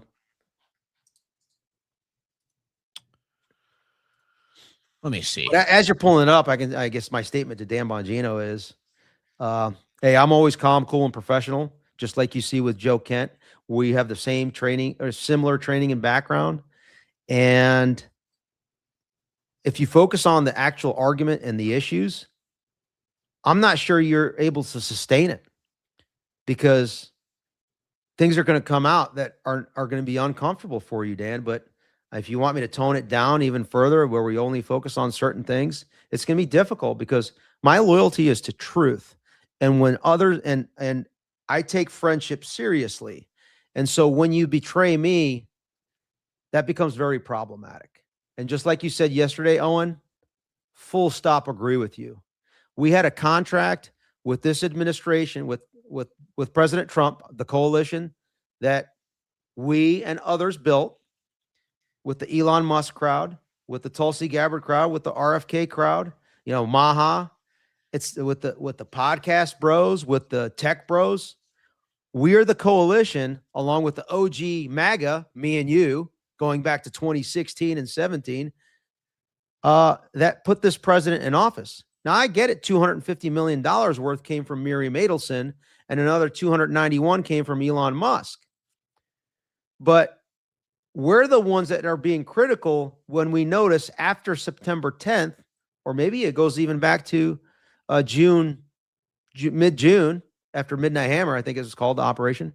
But I think more markedly, when after Elon was booted out, after Charlie Kirk was removed off the face of the earth, that's when I think early critical thinkers such as you and me, I think that was the first time I reached out to you and said, look at Susie Wiles. And that's when the research started to plug in, and we started creating the relationships and the link analysis. And now we're going into the financials to show that, I mean, if I were Brad Parscale, why wouldn't you reach out to your entire network, whether it's Jared Kushner, right, from the campaign or in the family, whether it's the big podcasters that were aligned with getting Trump into office, such as Mark and then Fox News affiliates, Mark Levin, Ben Shapiro, Dan Bongino, and everybody else, and fund them. Because remember, just like happened under the Democrats, I have to ask the question, is it that the foreign aid that we provide under this Republican House and Senate and this Republican White House to Israel, how much of that, if any at all, is going into Israel to then fund these FARA registrations to then go back and fund the podcast circuit that Joe Kent potentially is talking about, that is creating the narrative and ecosystem within the White House and directly to the president to convince him to go into this military industrial complex money-making scheme and Israel first supported war. Is that a stretch to ask that question? No. And I think I would even ask it again. I would try to rephrase that for people that may have heard this concept for the first time. Is any of the money, no matter which package it's in, no matter what the delivery system is, we know Israel is the top benefactor of U.S. foreign aid, military. $300 billion since the creation of Israel. So the question is any of this money, is any of the money that the United States is giving to Israel, is any of that money finding its way back into the U.S. economy via media, via podcasts, TV, radio, whatever it is, social media? Are we literally cutting checks to Israel that they're then cutting checks back to the American people to basically push Israel propaganda across the American media? Now, we already know that there was some semblance of a deal. I think the details we're still trying to figure out, but I think it's all but confirmed at this point that there was a deal. Netanyahu brought a bunch of people in the American media, social media. They called them the digital influence campaign. The $7,000 check was kind of the meme, kind of the catchphrase of it. I don't know if that was the actual dollar amount or not, but there was some deal where American influencers were basically on the payroll to promote Israel propaganda. Now, I don't believe they've had to register as foreign agents, which is a whole nother question. that maybe we eventually have to get into. But the question that you're asking is, was Brad Parscale specifically a middleman in these transactions? Was the entire purpose of Parscale registering as a foreign agent to operate as the middleman, as this go-between of this foreign aid slush fund to Israel that then gets turned into propagandizing the American people? I think that that's what you're asking. And then I think that's just a question. Now, I'm not accusing any wrongdoing, because if you register, you're meeting the legal requirements, and so you can do all of this. Okay. But if it's exposed and all of this is accurate we can bring up the foreign agent registration, right? And we can take a look at who the interactions are and look at the Hill reporting. And it basically says the geofencing campaign will be overseen by Aaron Shayovich, the chief of staff at the Ministry of Foreign Affairs of Israel. Shayovich is spearheading an initiative called Project 545, which he describes as a campaign to, quote, amplify Israel's strategic communication and public diplomacy efforts, close quote. Shayovich is also the point of contact for Brad Parscale, Trump's former campaign manager, who is coordinating efforts to train ChatGPT on behalf of Israel and integrate pro-Israel messaging into conservative media. Last I checked, Brad lives in Israel. Well, so now we would have to find out who else is running these operations. Obviously, Parscale can't run the whole thing by himself. There's way too much volume. So who else is running it? Is it the Israeli government? Is it the name you just mentioned? Are there other nodes in the West that are helping to coordinate this stuff? Whose idea was it to give this contract to Parscale? How long has this deal been in the works? You know, I guess I would say this in closing, Ivan. Any questions? Igor, Ivan. Yeah, Dan, my name's Ivan Rakelin, and why are you afraid? This is the conclusion here that's, I think, undeniable at this point. There is an overwhelming amount of propaganda aimed at America coming out of Israel, whether it's through this Parscale operation or just Netanyahu himself. Why does Benjamin Netanyahu do half of his public addresses in English? It's because it's aimed at us. Clock Tower X LLC, sometimes stylized as Clock Tower X LLC, U.S.-based company founded and led by Brad Parscale, former digital blah, blah, blah. Registration address, not too far from where Les Wexner lives. I don't know if there's a connection there. Oh, well, we wouldn't want to go there. You know, did you see the Ohio? Did you see the paid partnership Israel posts from last week by any chance? Did you see those? No, for which ones? You're talking about the Thomas Massie or the one? No. There was a series of copy and paste posts. And look, the social media game, it's different now. The digital media influence campaigns, it's a totally different world on X and social media now. But specifically, there was a post that said something along the lines of, all of these Israel haters are turning me into a Zionist, something along those lines. But now there's some new deal with X because there's all this money pouring in for these digital influence campaigns, and they're not sure what to do as far as the FTC, I think FCC is concerned. There might be some issues there that have never really been investigated. So it's kind of the wild, wild west. So they're trying to get ahead of it. Some of these companies that have massive contracts, and then X itself. And so now if you have a post that you have some contract to post it, and there's a dozen different ways that this can happen, you have to say paid partnership. So there's a little thing, it'll say paid partnership. Oh, yeah, I've seen those. So they literally posted, oh, I'm becoming a Zionist, and it said paid partnership under the post, Ivan. It said paid partnership. Well, there you go. So there it is. So the obvious question is, who's that's why. So if it's all registered, I mean, these are just the ones that we see that are registered. That's just one I went through, right? There's probably other influencers. I mean, would it be a stretch to say that, I don't want to accuse anybody in conning, but you can probably see the indicators that if the messaging is aligned, I'm guessing if we look at the financials, all roads lead to some sort of an influence campaign. And I think that's what Joe Kent was referring to without going into specifics and without naming names. And let's be honest, these are the receipts now. And he knows, he can't say, because this would be classified stuff, but he knows exactly. So they copy and paste. No, I mean, I'm not, this is kind of I'm not sure if he knows, maybe he does, but this is just open source research of going into, I'm going to have my team go through every foreign agent registration over the last year, focused in on, do a query on Israel, run it through AI, and then parse it out to see all the different relationships of who's running this influence operation. Now, again, it's not illegal because it's registered, but it is still a foreign influence op. And that's why Mark Levin last night, I don't know if you had a chance to listen to that interview with Joe Kent. Anytime you raise to, whether it's Mark Levin or to Dan Bongino or Ben Shapiro or any of these folks, either, basically anybody on Fox News, and you start to get at the issue of why are you America's second? And then they call you an anti-Semite. Well, guess what? In the actual filing, it specifically says it's to counter anti-Semitism. Well, what's the best way to counter anti-Semitism for the low IQ crowd? Is just to call everybody an anti-Semite, just like the left did. Well, that didn't work. You can call us racist. You can call us, what are the pejoratives? I mean, list them all. There's been so many. I forgot them all. Russia, Russia, Russia. Oh, with a name like Ivan, there you go. It's easy. And then anti-Semite. And then everything is, you know what?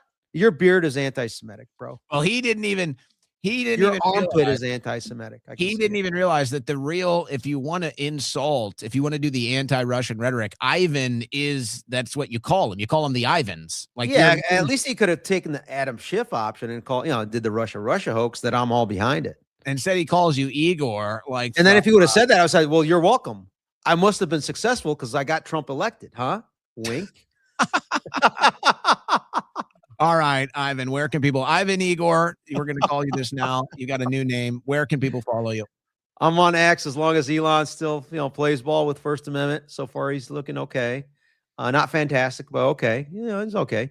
And on Rumble. And then on your platform, thanks to you, you're giving me a platform, much bigger reach. Well, I won't. Than I would have myself.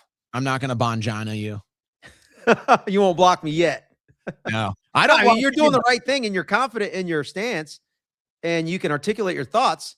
Like you're going to open up your platform to anybody. Well, I don't understand anybody in politics that doesn't have the confidence to back up their points. To me, they're just total frauds. So it's kind of what Bongino has been exposed as, unfortunately. It is unfortunate, but it is.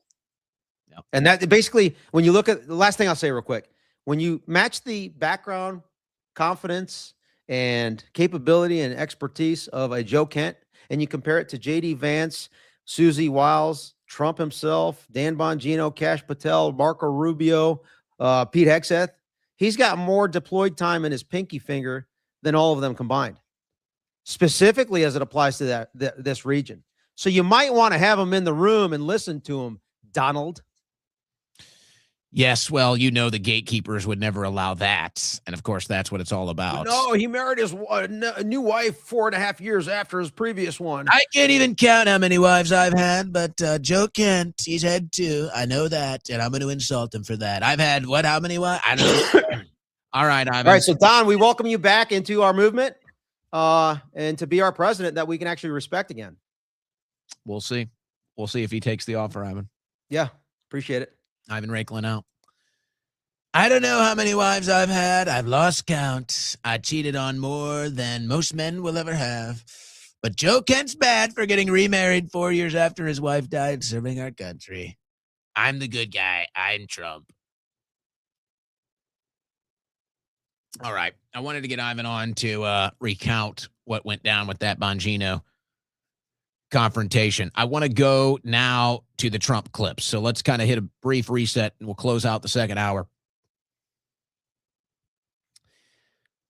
Today's press conference, I think, was the lowest moment for me from this administration. And I know that that's saying a lot, and that's to put a lot on one single press conference. And I think there's some other factors that kind of lead into this. The general factor of the trajectory of this administration is all wrong. We're just going in the wrong direction. So by that formula, every day is going to be worse than the last. So it's kind of an unavoidable thing that when this is the direction of the administration, the wrong direction, every day is going to be worse than the last. But the reason why I looked at this particular press conference as a low point in the administration, because it seems like to a certain degree, Trump himself has just given up. He doesn't even try anymore. He doesn't even try to sound like he knows what he's talking about. He doesn't even try to remain consistent as far as what he's saying to the American people, the conclusions he's reaching. Now he's slurring his words. He's fumbling all over the map. He doesn't seem to know what's going on. He always falls back on insulting people. It's just a total disaster. And, of course, the background is the whole thing is about war. The whole thing is about a war in Iran. It's not about mass deportations. It's not about the Doge stimulus checks or saving $1 trillion a year. It's not about how the tariffs were successful. You're going to get a tariff dividend. It's not about how we've cut taxes so massively. The economy's doing great. Energy costs are down. It's none of that. It's all about war, the whole thing. Of course, nobody's even apologizing. It's like we don't even care. It's depressing. We blow up a school of 200 girls and you just don't even care. You just, oh, whatever. It's like we just blew up a school and we didn't even hit pause. We didn't even hit pause or say, let's reorient here. Let's take a deep breath here. This is really ultimate evil that we just committed. This is total darkness. We need to get on our knees and beg God for forgiveness for what we've just done here. Let's take a break. Hey, Bibi, shut the fuck up. Hey, Israel, get back. Get back. Down. Down, dog. This thing is a mess. We just blew up a school and killed 200 girls. Get back. Sit down and shut up. We don't want to be involved in your evil. Now, we might think that this regime in Iran is bad. We might have our own interests as far as getting regime change and getting involved. But now we just blew up a school because of how hastily this is being handled. Get back and shut up. We are not like you. I refuse to believe that our country is like that. I refuse to believe that our men and women are okay with killing children. I refuse it. Oh, no. And oh, no, we don't even care. We just keep dropping bombs, keep killing more people. Doesn't even matter. Doesn't even matter. And now look at what's going on in Israel, by the way. They went from media blackout, where you weren't even allowed to film, you weren't even allowed to report, you weren't even allowed to show the video. They went from media blackout to now they want everybody to see. Now they want everybody to see what Iran has done. Doesn't matter that Israel's just done that in 7 different countries. Now that Israel gets a taste of its own medicine, oh, whoa, my gosh, look at what they did. We need the help. Anybody that would do this is evil. Poor us. Look. You guys just did that to 7 different countries. You guys just did that to over 100,000 people. And now you want sympathy from the world that actually wants you arrested for war crimes? Where is this entitlement? Where does this entitlement come from? Where does this delusion come from? That you're allowed to kill as many people as you want, but the minute the bombs start falling on your country, all of a sudden you're the victim? How can anybody fall for this garbage? So here's Trump slurring through this press conference all about war again. We got the backdrop of a war that he said he wouldn't get us in. We got the backdrop of killing children. And he's up there slurring his way through it. This wife, so great. Look at that. Whoa, is that your wife, man? Oh, she's hot. Look at how hot she is. Anyway, this war is hot too, right? I mean, come on, man.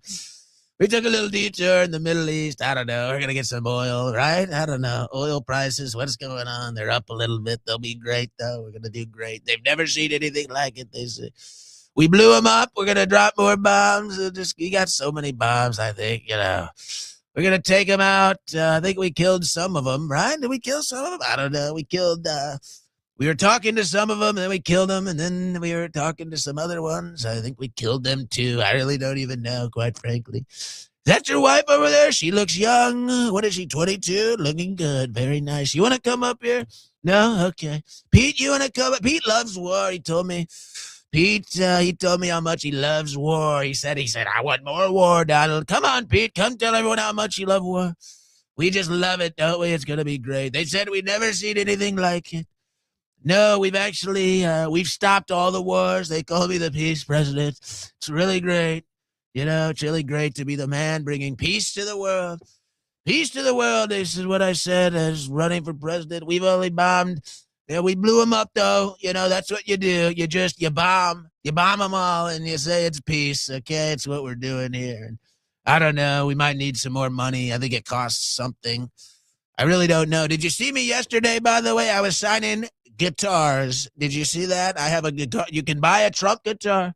In fact, I think maybe we'll take it to the ballroom. You're going to have a big ballroom over there. Well, actually, I don't know. Actually, it's caught up in some legal mess now. I don't even know if it's legal, but we put a huge hole back there. Now it's some construction site. It's a mess. Can't even do it. I don't know. You got Powell in there. I think he stole a bunch of money or something. I don't know. Like a couple $1 billion to build a new building. Nobody really knows, actually. But we do know one thing. We killed them all. We killed them good. Never saw anything like it, how good we killed them. So that's why I'm the peace president. And anyway, did I ask Pete to come up here and talk about war? Pete, you love it, right? It's going to be great. That was essentially your press conference today. Just a mess. Just an embarrassment. So, all right, that's enough of my rendition. Here, a couple headlines before we do that. So, I guess it's boots on the ground. Pentagon to deploy 3,082nd Airborne troops to Middle East in the coming hours. It's a little early, right? We got to wait till the stock market closes on Friday before we do anything. Or maybe it was all a head fake. Maybe it was all a lie. Maybe Trump has no control. Elite Rapid Response Unit could support operations against Iran as U.S. weighs military option, including securing key waterways and strategic sites while diplomatic efforts continue. We won the war. That's why I need more troops to fight the war. I've already won. It's called peace. So let's go to this embarrassing press conference today. Just a total sham. Feels like I'm watching Biden or Obama. I guess it's probably closer to Obama because Trump can at least talk like a normal person, but he's starting to flirt with Biden territory, I have to be honest. So let's hear from the president. You have another question? You haven't been here in a while. Well, on Iran, can you give us any more sense of who exactly in Iran it is, either Woodcock or others you're speaking with? Yeah, we had, I hate to say this in front of these young people. They're not children. I spoke to most of them. They sound like adults to me, even though they are sort of children, right? They'll always be your children. But I hate to say it, but we killed all their leadership. And then they met to choose new leaders, and we killed all of them. And now we have a new group, and we can easily do that. But let's see how they turn out. We have really regime change. You know, this is a change in the regime. Oh, it's a regime change war. Oh, right. So we were right about that last year when you called us panicans that you were going to get us in a regime change war in Iran. And you and all your cult followers said, oh, you're just panicans. And now here you are at the White House saying it's a regime change war. Thank you, President Trump. Thank you for proving us right. Thank you. Because the leaders are all very different than the ones that we started off with that created all those problems. So this was, I think we can. Created all those problems. Just created all those problems. Oh, they just created all those problems. What problems? They just make stuff up. Say, Jason, this is regime change, right? What makes you trust them? I don't trust anybody. I don't trust you. I mean, that's only because I know you. But if I didn't know you, I'd probably have more trust. But I don't trust anyone. Why do you say that? Why do you say what makes you trust? Do you think I seems to trust Netanyahu? Seems to trust Mark Levin? Seems to trust Laura Loomer? Seems to trust Marion Adelson? Or maybe that's just the money talking, huh? Maybe that's just the cha-ching talking, Donald. Is that the only language you understand? Trust them? I don't trust them. Then why bother talking to them? Because they're going to make a deal. They're going to make a deal. They did something yesterday that was amazing, actually. They gave us a present. He keeps saying they. Now, this is where it gets weird. He doesn't know who they is, by the way. He doesn't even know who they is. He can't even say who they is, but he keeps saying they of who he's talking to. Now, what is he getting? Now he says, what is even this about? And the present arrived today. It was a very big present worth a tremendous amount of money. And I'm not going to tell you what that present is, but it was a very significant prize. And they gave it to us. And they Excuse me? You're not going to tell us what they gave you? I thought this was the most transparent administration in history. And now you're talking about some secret negotiations and they're giving you expensive presents, but we're not allowed to know what it is. You won't even tell us what it is. You won't even give us a hint. What is that? Honestly, what even is that? said they were going to give it. So that meant one thing to me: we're dealing with the right people. Is that nuclear related? No, it wasn't nuclear related. It was oil and gas related. And it was a very nice thing they did. But what it showed me is that we're dealing with the right people. Because, you know, you don't know, because the leadership was killed, all gone. Khomeini, all gone, as the expression goes, the past supreme leader. And then the new supreme leader was racked up, at a minimum, racked up pretty good. And everyone else was gone. And then many of the people in the third tier are gone. But we're dealing with a group of people that I think turn out and the. Now imagine you're Iran. Your aggression in your region is limited in scale and scope for the most part. It's limited to your region.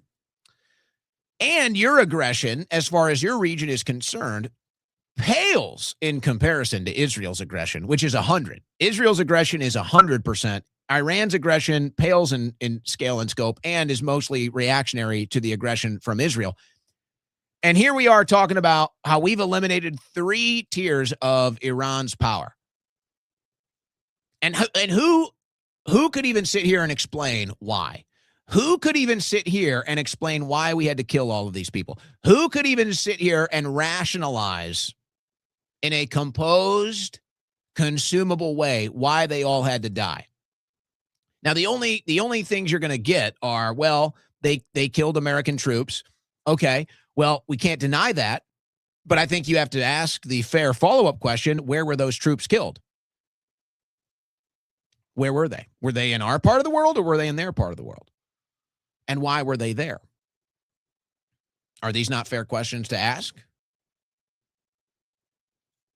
The other thing they're going to say is, well, they were weeks away from a nuke, except they weren't. We've been hearing that they were weeks away from a nuclear weapon for 40 years. Never happened.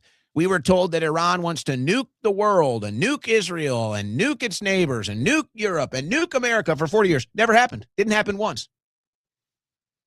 Never happened. And by the way, the deal that Obama made, you can like it or not, the deal that Obama made, they already agreed to not have a nuclear weapon.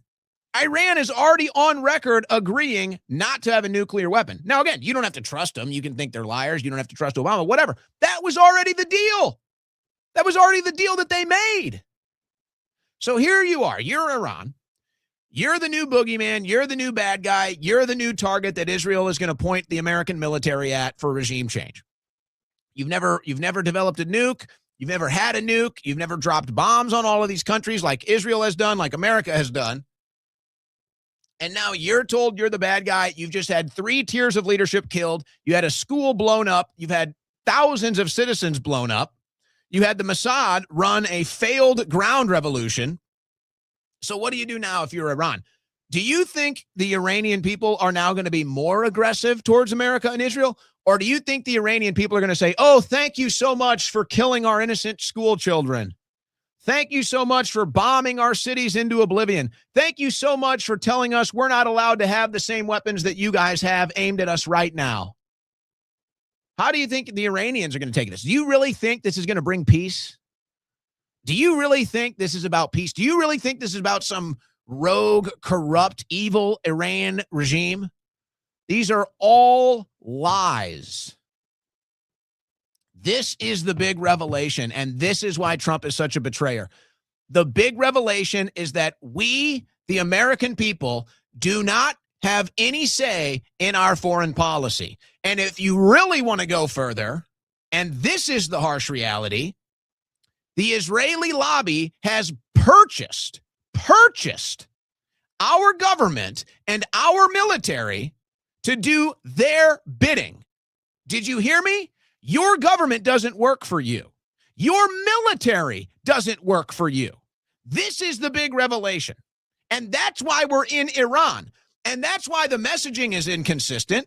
And that's why they can't figure out what to even say to justify this. Because if they told you the truth that, hey, we sold our military to Israel, well, of course, that's kind of an admission of, I don't know, what might you call that one? Starts with a T, rhymes with reason. So I guess you don't really want to admit that. So here he is fumbling, stumbling, slurring around, another speech about this war that nobody wants. The present, the gift they made to us was very significant. And they won't even tell us what this gift is. It's all this secrecy from the most transparent administration ever. They said they were going to do it, and it happened. And they're the only ones that could have done it. Jennifer? Was it related to the Strait of Hormuz and the flow of... Yeah, it was related to the flow and to the strait, yeah. It was. Are you negotiating on who's going to control the strait from now on? No, we'll have control of anything we want. Look, if we can end this without more lives being down, without knocking out $10 billion electric plants that are brand new and the apple of their eye, I'd like to be able to do that, you know, but they can't have certain things. I mean, you know the things. I don't have to go over the list, but yeah, you know the lies. You know the lies we've been telling you for 40 years. You know the propaganda that we've been spewing from Netanyahu's butt for 40 years. You know the things. You know the lies we've told you. So we just have to do it now. We just have to follow through on these lies. And I'm the president that's going to do it. I'm going to stab you all in the back. I'm going to turn out to be a total traitor to the country, and you're all going to watch me do it. And there's nothing you can do because I'm Trump. Again, it starts with no nuclear weapons, and they've agreed to that. There won't be any nuclear weapons. They're not going to have yeah, they agreed to that in 2015. They're not going to have enrichment, any of those things. But Israel can aim nuclear weapons at Iran. America can aim nuclear weapons at Iran. I mean, I'm shocked that they would want a nuclear weapon. I really am. Look, I hate to say that we're in a very good bargaining position, and I hate to say that they're defenseless because, you know, until that last missile is fired, they have little power. So in other words, we haven't destroyed their military. He lied about that. But we are in about the best bargaining position. We're way ahead of schedule. Oh, we're ahead of schedule. So how long did we think this war was going to last? If we're ahead of schedule, because we're in week number 4 now, and we're ahead of schedule, we're going to be $200 billion into this war. And you say we're in a powerful bargaining position as you're begging the world to help out in the Strait of Hormuz? This is a joke. This is an embarrassment. President Trump is a national embarrassment. He is up here lying and propagandizing on a level I haven't seen since Barack Obama. I mean, at least Joe Biden, he didn't even know what he was talking about. I mean, at least when Joe Biden was talking, you just kind of rolled your eyes and said, oh, you know, grandpa's at it again. No, Obama was a very conscientious liar. Obama was a very scheming propagandist. This is Trump now. Trump is the right-wing Obama. This is just like an Obama press conference. And again, they have no Navy and they have no Air Force and they have no missile protection and most of their missiles are gone. Oh, really? Then what just happened in Israel? Most of their launches we've killed. You know, we've killed about 82% of their launches. So even if they had a missile, they can't launch it. So they don't even have a missile. Again, he's slurring through this, constantly contradicting himself. He just makes stuff up, folks. Trump is just up there making stuff up. And again, I'm not okay with that. Hey, if you're okay with that, if you're in the Trump cult, if you don't care about politicians lying to you, then fine, you like Trump. I don't. I'm sick of this. I was sick of Obama. I was sick of Bush. I was sick of Biden. And now Trump is the same thing. What was the turning point to make you want to pursue a ceasefire? A few days ago, you said you wanted to continue bombing Iran. Now you want to pursue peace talks. Was there something that happened? The fact that they're talking to us and they're talking sense. And remember, it all starts with they cannot have a nuclear weapon. Just, you know, I said yesterday, they said, what are the top 10? I said, well, number 1, 2, and 3 is they can't have a nuclear weapon. So why? Why can't they have a nuclear weapon? Oh, because they're crazy? Because they're bad people, they're crazy, and they would use it? You mean like we've done? You mean like Israel? I mean, folks, it's just like, and see, that's the problem is people are afraid to talk like this, and I get it. I do. You know, I get the idea of, hey, America, most powerful country in the world police, we make the rules, everybody must abide by our edicts, and on and on and on. Well, you know what? It'd be one thing if our country was thriving. It'd be one thing if our country was actually morally superior, if our leaders were actually morally superior. But in case you haven't noticed, they're a bunch of pedophile Satanists. In case you haven't noticed, our leaders are a bunch of pedophile, Satanist, lying scum. We are not the moral high ground. Our culture is decaying into Kim Kardashian and some combo of Kim Kardashian and Cardi B gyrating and humping a robot. So no. We are not the moral high ground on this planet anymore. Oh, we just determined Iran can't have a nuke as Israel's aiming a nuke right at their head. It's like, why do we even stop and think and ask these questions? Do you even care? Do you realize the whole reason why you're essentially a serf in your own country, your own supposedly free country? Do you know the reason why you pay 33% of the money you make in taxes is because of this right here? It's because of this garbage right here. This is why you're going to spend another $200 billion on this war. This is why you just spent $400 billion on a war in Ukraine. This is why you're $40 trillion in debt and handing over a country that is falling apart to your future generations. Oh, Iran just can't have a nuke. We just say it. Well, why can't Iran have a nuke? Because they're crazy, because they're evil. Really? And what are your metrics exactly? What are your metrics for crazy? Have you seen the Epstein files? What are your metrics for evil? Have you seen what Israel's been doing? I'm not going to sit here and be gaslit by this. I'm not going to sit here and have my intelligence insulted and my morals stomped all over. This is bullcrap. And they're not going to have a nuclear weapon, and we're talking about that. And I don't want to say in advance, but they've agreed they will never have a nuclear weapon. They've agreed to that. Yeah, no kidding, because you're going to kill them all. You're just going to kill them all, or you're going to nuke them. So, I mean, of course they're going to agree to that. What else? What other option do they have? We told them if they have a nuke, we're going to nuke them. I mean, just like, this is a clown world, man. How can you support this trash? You know, the only two people that were quite disappointed, I don't want to say this, but I have to. I said, Pete and General Raisin Kane, I think this thing's going to be settled very soon. Here they go.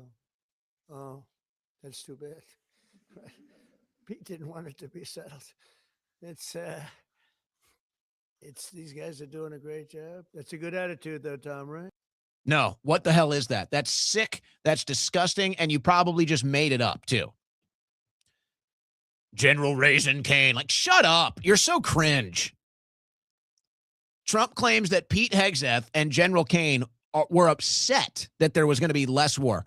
He's claiming that Hegseth and Kane were upset because they couldn't kill more people, they couldn't spend more money, they couldn't bomb more units. What are we talking about here? Do you even believe this stuff? This guy is off of his rocker.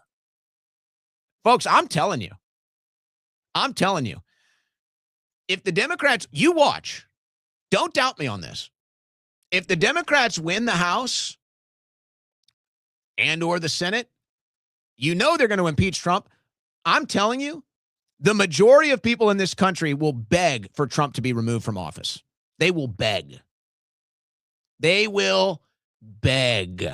It's not going to be like some unhinged liberal left, broken mind, broken soul, cringe fest of fraud to get Trump out of office. Americans will be begging to get this orange makeup caked phony traitor out of the White House. They will be begging. And you can sit here and say, well, what about Biden? What about Biden? No, don't you understand that's why? Don't you understand why why this is so bad? We're still dealing with Biden-Harris fatigue. That's why this is so much worse. Trump was supposed to be the breath of fresh air. Trump was supposed to give us a relief from this clown world. Now he's just adding to it. Now he's just worse. So yeah, people will beg. They will be begging anyone but Trump. Please. We are sick of this man. And they'll have legitimate reasons to impeach him. And he has been set up by everyone around him for this. They all set him up, and you're going to see it. You're going to see all of it happen. And there's no amount of low IQ Trump cheerleading cult members that can stop this from happening. I don't care how many times they go on their show, their podcast, whatever it is, their social media. I don't care how many times that they try to claim that they're winning. I don't care how many different Trump impressions they do. I don't care how many different Trump memes they make. I don't care how many times they want to attack everybody else. None of it is going to stop this. You guys have no influence. You don't even live in reality. This man, nobody can stand him anymore. I know people with Trump tattoos that are sick of this guy. Oh, Pete, he just loves war. Are you listening to this guy? Are you even listening to him? You watch. There will be such an appetite. There will be such a desperate thirst for an impeachment of Trump if the Democrats win in the midterms. You watch. I guarantee it. And this is what's going to be unfortunate for Trump. He's not going to have the likes of me defending him anymore. All the people that were actually willing to step in the fray, all the people that were willing to get into the crossfire, all the people that were willing to climb the barbed wire for Donald Trump to defend him and defend his honor and his presidency in the last go-around, we're all gone. We're all out. We're done. You didn't do what you said. You betrayed us. And then you insulted us on top of it. So we are not going to be there. If Donald Trump thinks Lindsey Graham is going to move mountains for him, if Donald Trump thinks the likes of these low-tier nothings, these cult members that do memes and impressions of him, if he thinks for 1 second any single one of them is going to step into the fray or take some crossfire for him, he's got another thing coming. They will disappear. They will completely disappear. None of them are going to come to your defense, Trump. You chose to ride with the cucks. You decided to ride with the cucks and with the slaves.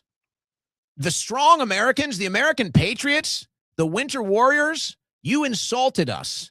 You betrayed us. We are not going to be there for you. As soon as the sun sets and the weather gets cold, all of these people that clean your balls every day and wipe your butt every day and polish your shoes every day, the minute the weather gets bad, none of them will show up, President Trump. And I actually feel bad. I actually feel bad in this case. They're not going to be there for you. And there will be a serious appetite to get you the hell out of the White House because, and it's not all your fault. It is still the Biden fatigue. It is still we were hoping it would be better than Biden-Harris, but now it's just like year 6 of this, and we're just sick of it. And we want somebody that's going to be the president of this country, and we want somebody that's going to follow through on their promises. And we're sick and tired of press conference after press conference after press conference being all about war instead of about the things that our people care about and that our country need and that you ran on.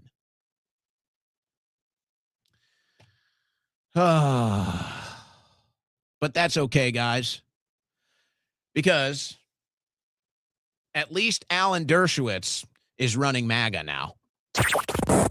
You're listening to the Owen Report on the Win Network. I don't know if it's a good idea for me to take a coffee break today. I don't know if I need the coffee break today. But if you do, you need to go to blackoutcoffee.com/Owen. If you need premium coffee instantly, there's no better option than our friends at Blackout Coffee. Now, if you've tried an instant coffee before and you're shaking your head, I don't blame you. Instant coffee doesn't do it for me either. Just doesn't feel right, doesn't taste right. Just there's something off about it. You just feel like, you're being fooled, Not Blackout premium instant coffee. I bet most people, unless maybe really you're a coffee snob, most people probably couldn't tell the difference between the instant coffee and a regular cup of coffee. Dead serious. That's how good it is. If you run a business, if you got a bunch of employees, put a couple of boxes of the instant coffee in your kitchen. Just put a couple in there and watch how happy your coffee drinkers are. They don't have to fiddle around with the pot and brewing it and everything else that goes along with it and cleaning up or not. All they need is just one packet and their mug and hot water. That's it. And you have premium coffee instantly. Of course, Blackout Coffee has their bags, whole, bean, or ground. And, of course, they have over 30 flavors of the single-serve pods. It's all at blackoutcoffee.com/Owen. And right now, if you've never tried Blackout Coffee before, 20% off for my audience with coupon code Owen. You heard that right. Go to blackoutcoffee.com/Owen. Make your first purchase and get 20% off with coupon code Owen.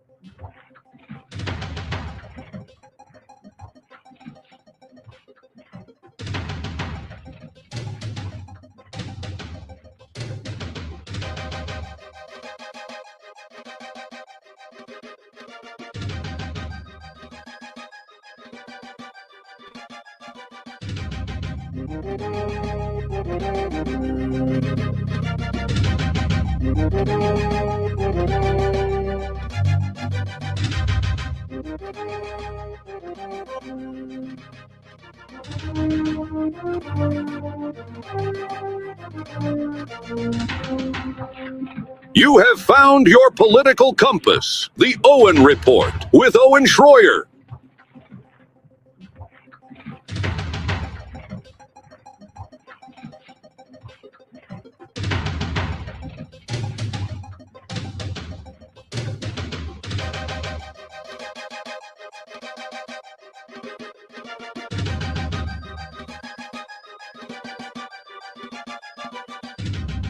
All right, we had a long second hour there. Going to try to play a little catch up here. We have a couple other clips to get to, a couple other headlines. What else do we have here? Some war news. We'll be able to take care of all of it. Might need a little bonus time for our super chats today. But Alan Dershowitz, this is MAGA now. Alan Dershowitz, the new MAGA gatekeeper. And he's very supportive of this war, of course, the Epstein's lawyer, Alan Dershowitz here, talking about why this war is so important and you need to support it. What do you think about Bibi saying that the world needs to coalesce behind it and go against Iran? This is the most important war since 1939, since Nazi Germany. If Iran, which is ironic because the closest thing to Nazi Germany today is Israel, an ethno-nationalist state that is hell-bent on expanding its borders and killing all of its opposition. Iran is allowed to develop nuclear bombs, he will do what Hitler did, and there will be millions and millions of deaths. And who's been killing more people, Iran or Israel? Had President Trump been... Who's expanding their borders, Iran or Israel? Who has nuclear weapons, Iran or Israel? In charge in 1935, 1936, I think the Holocaust would have been prevented. I think he would have gone in after Nazi Germany. He would have. And now you see why Alan Dershowitz has more influence on the Trump administration than you. Because Alan Dershowitz just said Trump would have stopped World War II and stopped Hitler from ever expanding. See, they've learned how to deceive Trump.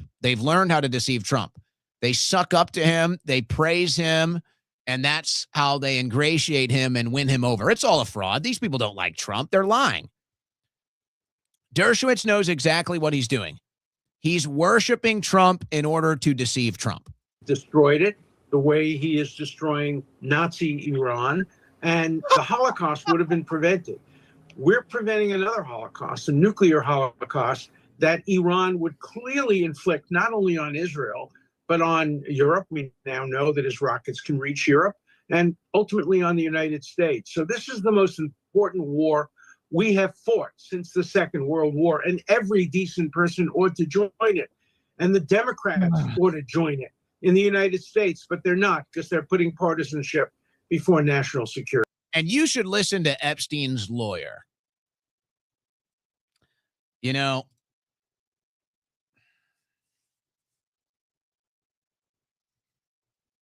I'm going to do it. I got another Epstein clip. I'm going to play it. I got another Dershowitz clip. I'm going to play it. I can't even do it. I'm just going to say this. I'm just going to say this and then just get through the news so we can do the super chats. Because there's only so many times I can say you're being lied to. But so instead, let me just do this. Let me just... Folks, these lies are so outrageous that there's really no point even responding, right? I mean, either you understand how outrageous these lies are or you don't. You know, it's like there's nothing I can really do for you. If you think Alan Dershowitz is a trustworthy person, I mean, just look at the guy. I mean, come on. Epstein's lawyer. If you think that's the guy that you want to trust for foreign policy and geopolitics, then be my guest. You know, be my guest.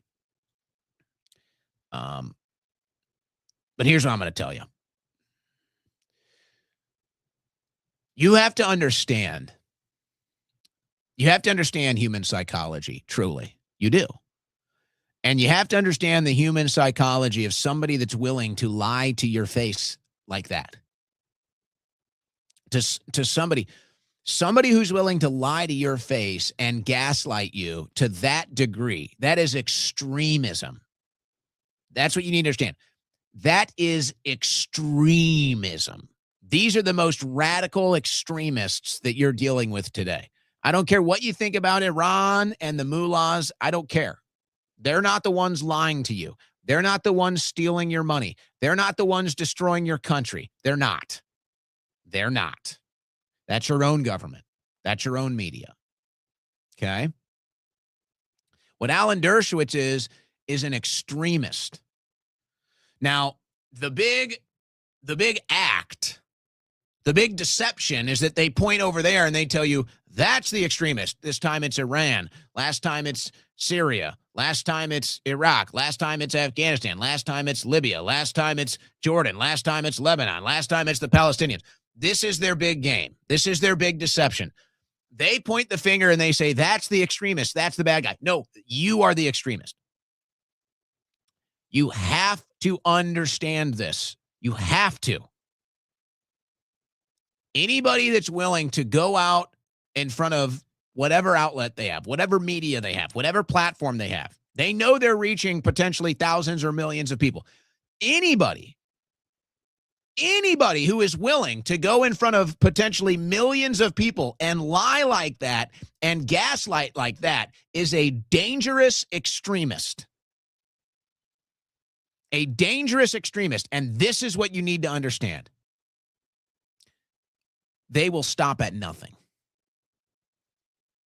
These extremists will stop at nothing to get what they want.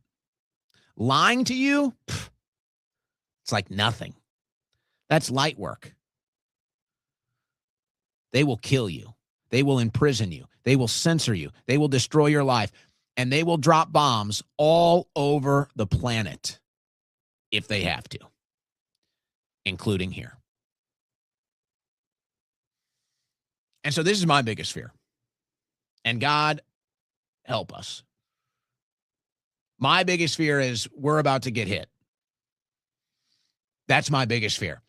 They know they've lost the narrative. They know they have no support, not just directionally with Israel. Obviously, Israel is less popular than it's ever been, specifically in America. But as far as support for this war, barely there. As far as where foreign policy and geopolitics is going in America with the youth, it's going a totally different direction. These extremists, not Iran, they might blame Iran. These extremists will bomb America and blame Iran in order to change the future in their favor. Do not doubt that for 1 second. And I know for a lot of people that's hard. I know for a lot of people how hard that concept is to accept. And that's why September 11th is such a big deal, because unless you understand how they lied to you about that, I'm not even putting blame anywhere. But that was an inside job. They lied to you about September 11th. That was a controlled demolition of 3 buildings. 2 got hit by an airplane, and there was no plane that hit the Pentagon. These are basic facts that anybody with eyes should be able to see. And yet that's how strong the propaganda is. That's how strong the brainwashing is that you can sit there and watch the video of the Pentagon and people will still say it's an airplane. And there's literally no airplane, not even a airplane part. Nothing. So you have to understand, once you have swallowed that pill, that 9/11 was a lie, then you realize the real extremists that you're dealing with are not radical Muslims. Now, you can still say they're extremists. You can still say that they don't fit in our culture and maybe you don't want them here. That's not what this is about. That's not what this is about. This is about extremists like Alan Dershowitz who are willing to go on television and spew outrageous lies and propaganda and defend Jeffrey Epstein. This same type of extremist will bomb this country and blame it on Iran in order to change the future in their favor. That's my biggest concern here. That is my gravest concern. And I know I'm not the only one that feels it. And you can see them building this narrative. There's going to be a radical terror attack. There's going to be a radical Islam terror attack. There's going to be an Islamic terror attack. Iran has bombs. Iran has bombs, sleeper cells, all of this stuff. No. The biggest threat to this country is not Iran. The biggest threat to this country are the foreign and special interests that have bought your government that are losing the narrative. That is the biggest threat. If there is a threat to this country, it does not come from Iran. It comes from the foreign and special interests that think they own you, that think that you are their slaves. You dumb, ignorant, fat, stupid, unhealthy, dirty American. They believe you are their slave. And for the most part, you are. You pay 33% of the money you make to their interests. And they own your government, and they own your Congress, and they own the White House, and they own the media. If anybody is a threat to bomb this country, it's the foreign and special interests, not Iran. But that's why they're building all of this up. And that's my biggest fear, is that there will be a bomb, there will be a big terror attack in this country, and they will blame Iran, and they will launch a larger war. And at that point, it doesn't even matter what the truth is. At that point, it doesn't matter whether it was Iran or anyone else, because no one is going to believe it. And this rift, this divide that you have in this country, where you have the people that just believe the media slop no matter what, and then you have the people that never believe the media slop no matter what, that divide is going to become irreparable. Irreparable.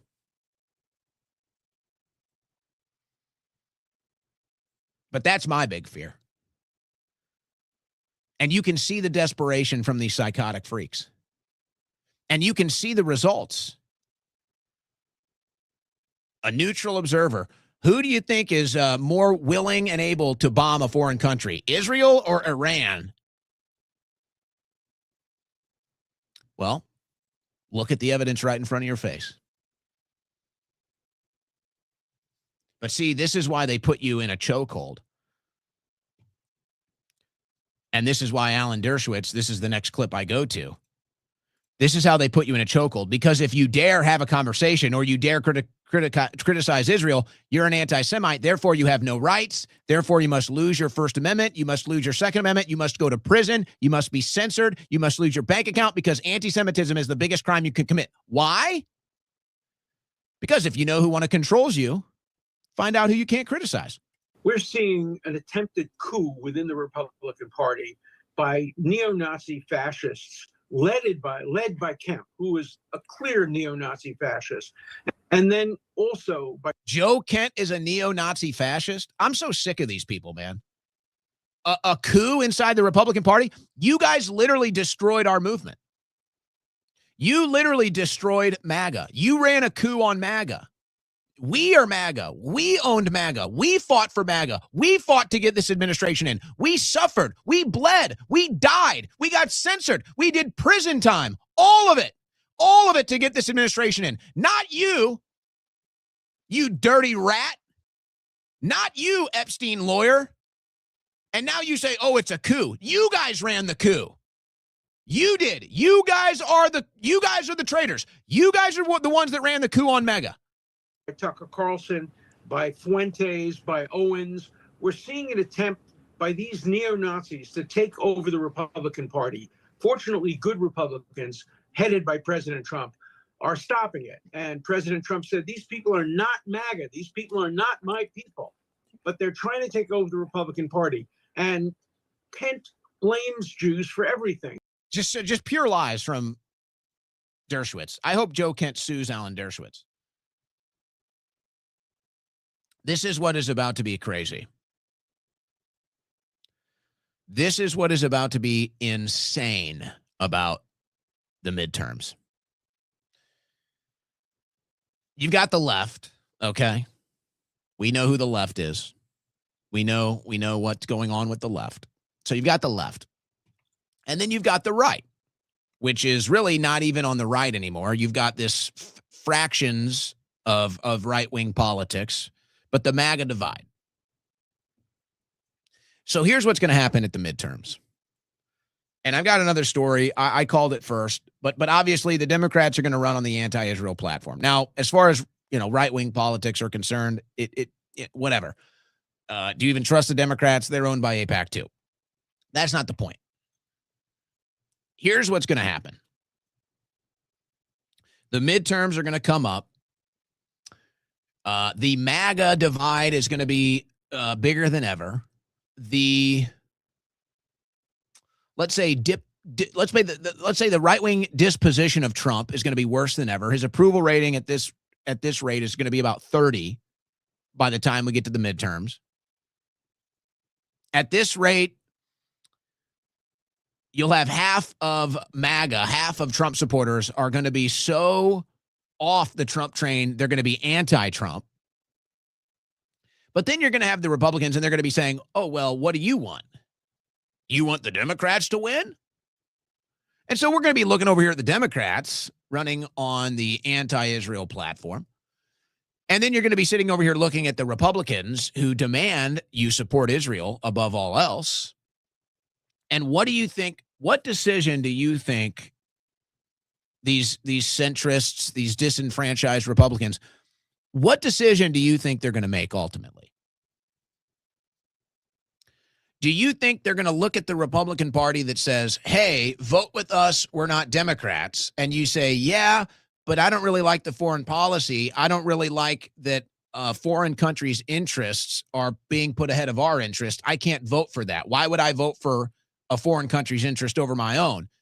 Well, because we're not Democrats. You say, well, that ain't working for me. And then you're going to look over to the Democrats, and they've got their issues, and they're going to be saying, hey, we're done with Trump's wars. We're done with the Middle East. We're done with Israel being a parasite on our back. We're done with that. Oh.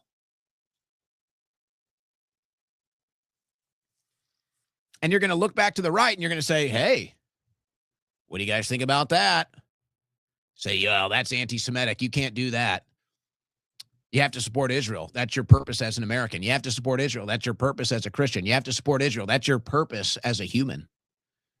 And you know what the people are going to say? They're going to say, you know what? No. Now, I don't know if that means they're going to vote Democrat, but they're not going to vote for that. American patriots are not going to be held hostage by foreign interests. Do you understand me? We are not going to be held hostage for our vote for foreign interests. It's not going to happen. And you're damn right. You're damn right. I don't care how many times you want to send Epstein's lawyer out there to attack Nick Fuentes or Candace Owens or Tucker Carlson or Joe Kent now. I don't care how many times these 90-year-old demonic-looking rats go on TV and call us anti-Semites. You're never going to hold us hostage for our vote for a foreign country. Never. It's never going to happen. And if you think you can sit here and say, well, at least we're not Democrats. Yeah, but you know what? You're traitors. And that's how we're going to look at you. And we will sit here and swallow the pill of all the garbage that Democrats do to us. We will sit here and swallow that pill because we're looking over at you and you're outright traitors. You are quite literally the definition of traitors. And you will not be holding us hostage for our vote. You will not sit here and hold us hostage for foreign and special interests for our vote. Not going to happen. So we can look over here to the left and look at this creature, this monstrous Democrat creature, and say, boy, that's disgusting. And then we can look to our right, and it's literally a foreign country pointing a gun at our head, calling us a name. And you know what we're going to say? I guess I'm going to have to go with that monster. And that's what's going to happen in these midterms. That's exactly how these midterms are going to go. And I just don't get it, honestly. I don't understand how people can sit here and claim they're an American patriot, claim they're a conservative, and then watch the Republican Party just be a bunch of treasonous scum, just be a bunch of foreign loyalists. With people like Alan Dershowitz and Mark Levin and Laura Loomer and Lindsey Graham leading the charge into the midterms? Are you kidding me? Are you kidding me? You want to know how down bad Republican leadership is? You want to know how embarrassing the current faces of the MAGA movement are? You've got Gavin Newsom, who's doing American Psycho campaign ads. That's how bad the right wing, the heads of the right wing are. And Newsom, you know, he comes out, he says, oh, he's a Zionist, but he doesn't like the Israel regime. The Republicans have sold out the country entirely. They have sold out the country entirely. And an American patriot has zero tolerance for that. And they will swallow the idea of open borders. They'll swallow the idea of all of it, whatever it is, all the crap the Democrats are going to pile on us, all of it. They will sit here and swallow it because they look at the Republican Party and it's nothing more than a bunch of traitorous, lying scum. And they just had their biggest moment right now with this presidency. Back in Iran, back holding the gun to your head saying you have to go to war in the Middle East. None of the promises coming to fruition. None. And they sit there and lie to you and gaslight you all day long. All right, I'm ranting. Hey, at least you can get a Trump guitar, guys. Oh, no, I'm dead serious. Trump launched his guitars. He's now got a Trump guitars. So that's nice. Can't get deportations, but you can go buy a Trump guitar for $2,000. You know, and well, I said it before. They're, for whatever reason now, they're allowing media out onto the streets of Israel to show you all the destruction. So I don't know what that's about, but I guess something big is coming. Something big is coming, folks. Oh, look, we were right again. The Times of Israel. Netanyahu said frustrated that Mossad promise it could instigate Iran uprising has fallen short. Told you that was the Mossad and the CIA on the ground trying to do the color revolution, getting Iranians killed, and then it didn't work. Here's some, okay. This is the type of headline you could only get in 2026. Volkswagen in talks over making air defense components at Osnabrück plant. Volkswagen, that was started by Hitler's Nazis, is now going to be working with Israel to help in their air defense system. Volkswagen is going to be changing their production into defense for Israel. The former Nazi-founded Volkswagen is now going to be working with Israel to defend the Promised Land. Actually, Hitler probably would have liked that. Hitler wanted him to live there, didn't he? Or was it Russia, I think? Boy, oh boy. There's going to be an issue in the Knesset. Opposition leader Yair Lapid says he'll present bill designating Qatar an enemy state. Well, that won't really work for America, would it? And I get the feeling some of these people are doing it just to piss on Netanyahu. Netanyahu is not really getting all that support. He doesn't have 100% support like Trump does. I think they know that if Israel gets into it with Qatar, that America is obligated to defend Qatar. We're actually more obligated to defend Qatar than we are Israel. There is no official agreement with Israel because they don't abide by international law and the Non-Proliferation Treaty. So Israel is a blatantly illegal country in its actions. Qatar, however, we do have an official agreement with to defend them. So it's not just Qatar buying our government and blackmailing it like Israel. But I think the opposition party in the Knesset is doing this just to piss on Netanyahu and to try to disrupt this war. They are taking southern Lebanon, though. Nobody's talking about Israel just killed a couple thousand people in Lebanon. Now they're taking the land. Israel's military to occupy southern Lebanon. They're going all the way up to that river, the Litani River. So, they lied the whole time. It was all about taking the land, killing innocent people. That's what Israel does. That's what they're best at. And then there's this. I don't even know if I can. I'm so sick of it. This is the propaganda you get from the right wing. Scott Jennings on CNN, who's good on domestic, bad on foreign policy. But just watch this outrageous segment. Scott, is that unfair? I mean, to say we're going to bomb our little hearts out? I mean, it would be fine with me if we continue to bomb them. These are the worst people in the world. They've been at war with us for 47 years. So there's the propaganda, 47 years. They've been at war with us. Where has Iran been at war with us? Where has Iran been at war with us? When did they attack our homeland? When did they occupy our country? So just total propaganda. And this is where Christians are really embarrassing themselves. This is why Christianity is actually failing globally, by the way. You want to know why Christianity is failing? You want to know why Christianity in the West is dying? It's because of segments like this from supposed Christian Scott Jennings. Oh, I want to drop more bombs. I want to kill more people. Oh, very Christian of you. Very Christ-like of you that you want to be a mass murderer. Nice. Nice. So first you say as a Christian, I want to bomb more people. You're a total phony. Then you say Iran's been at war with us for 47 years. Pure propaganda. They want nuclear weapons. By the way. Oh, do they? Well, why don't they have them? The reason that they're saying there are no talks while the president is saying there are is because they lie all the time. They sent. Oh, our government doesn't lie. Oh, I forgot. Our government never lies to us. And our government is filled with such great people, you know, a bunch of pedophiles, Satanists, you know, the Epstein list, Dennis Hastert, John Podesta, the Clintons, the Bidens, you know, because our government is so honest. Our government is so moral, right, Scott? There are people out in February to say, oh, we would never have long-range missiles. We have no plans. And then what do we find out this weekend? They got 4,000-kilometer range missiles that can reach most of Europe.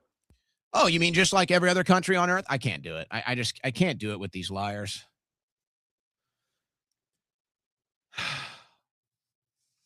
And you know they're going for Turkey. I'm telling you, this is I don't care. I don't care. I don't care. This is you're living through Nazi Germany.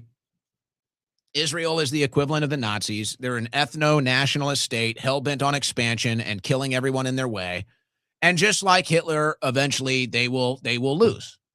Eventually they will go too far and they will lose. And it's probably going to be Turkey. Right now, Israel is feeling invincible. They own the American government. They got the American media owned, blackmailed, however it works. They own all the different power structures to maintain their bloodlust and their death and destruction that they bring to the world and get away with it. So they're feeling invincible right now. But eventually they're going to lose the support of the United States. And eventually they're going to cross Turkey or some other country. And then that's going to be enough. And then I don't know what happens after that. But that's what this is. Let's stop playing games. I'm not going to be intimidated. I don't care. Let's just be honest. If there is a ethno-nationalist state that is hell-bent on death, destruction, and expansion, we all know what country that is. Okay? And it's just such a joke, man. It's such a joke. And so now they're talking about how they want to kill Erdogan, by the way. So Erdogan is calling out Israel for all of its war, all of its death, all of its destruction. And then Israel posts a video of all the people that they've killed. Yeah, literally. I'm not even kidding you. Look, this was posted on Israeli TV. It's all the people. Like they're all waiting. They're all waiting for Israel to kill them. You know, because that's the moral country is all the people Israel kills. Hundreds of thousands, maybe millions. Who knows? It's all because God wills it. And then you'll see next is Erdogan. So, okay, there's all the people Israel's killing. It's very fun. Israel loves killing a bunch of people. And then Erdogan is next. So they're going into Turkey next. They're going to try to do regime change in Turkey next. They're going to try to kill Erdogan next.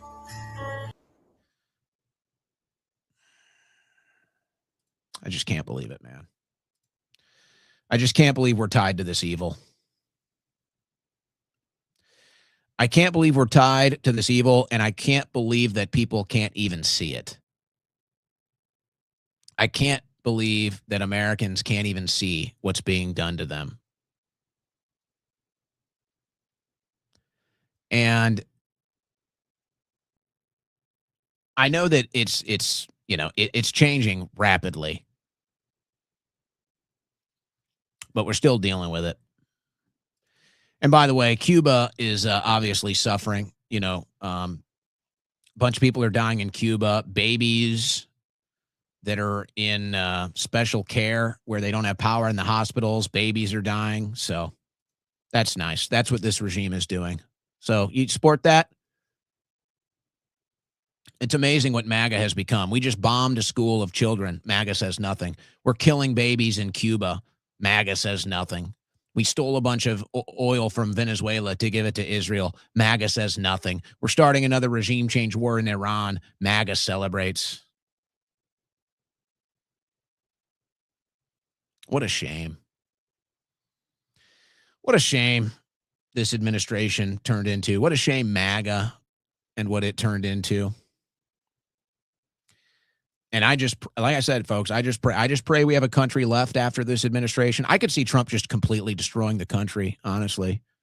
I could see there being another shutdown. I could see something awful happening, and Trump leading it. He already did it once. Why wouldn't he do it again? He has no shame in killing innocent schoolgirls in a school in Iran. So he has no shame. He's shown he has no shame. He's already shown he has no problem shutting down the country. He already shows he has no shame killing innocent people. So, I mean, where does it go? I just hope we have a country left. I just hope we don't have a mass terror attack or a false flag here. That's all. That's the best we can hope at this point, folks. You understand that?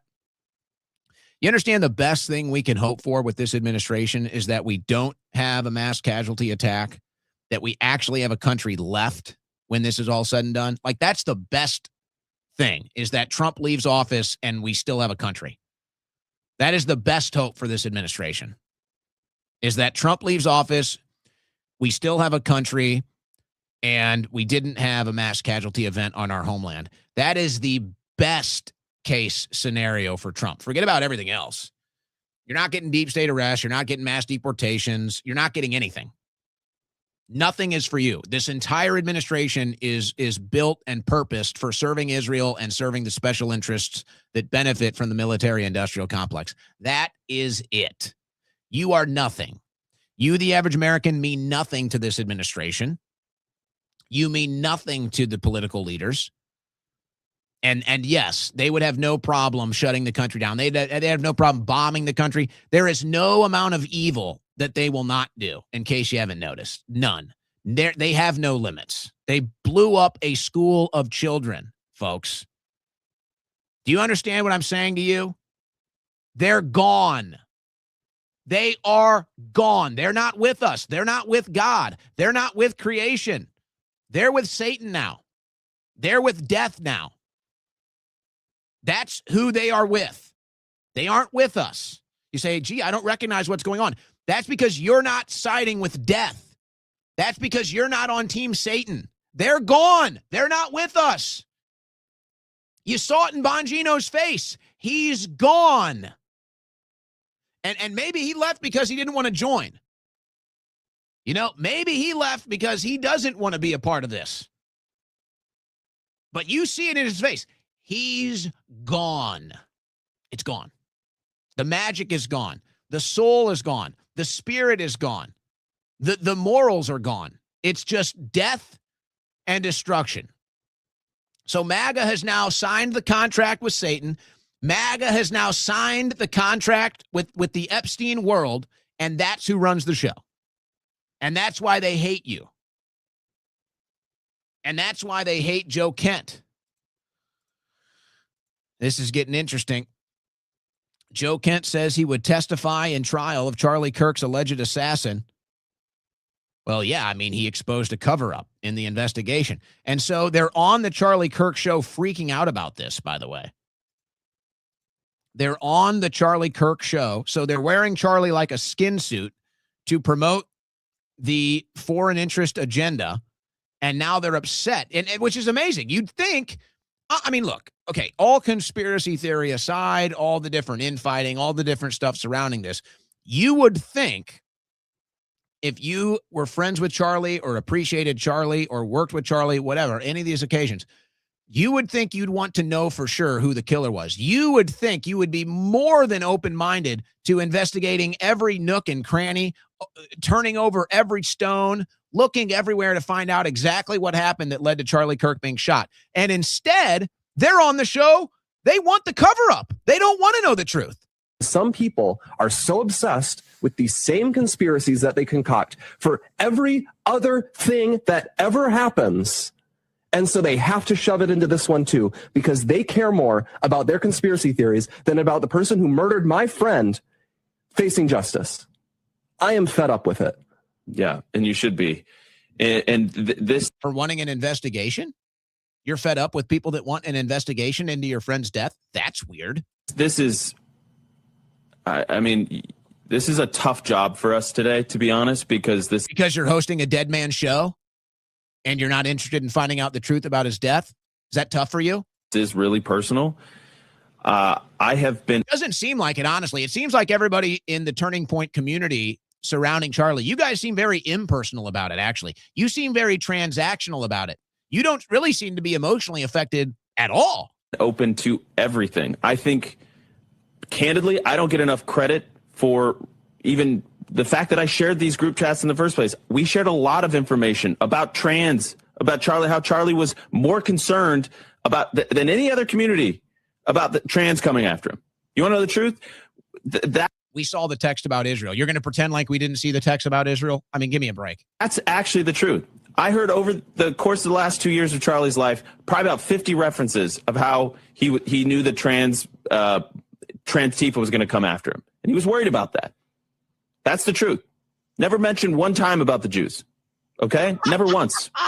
And here's why it's so frustrating is because there is going to be even more evidence that is presented to the public in May at the evidentiary hearing, okay? And it's a mountain of evidence. How do you know that?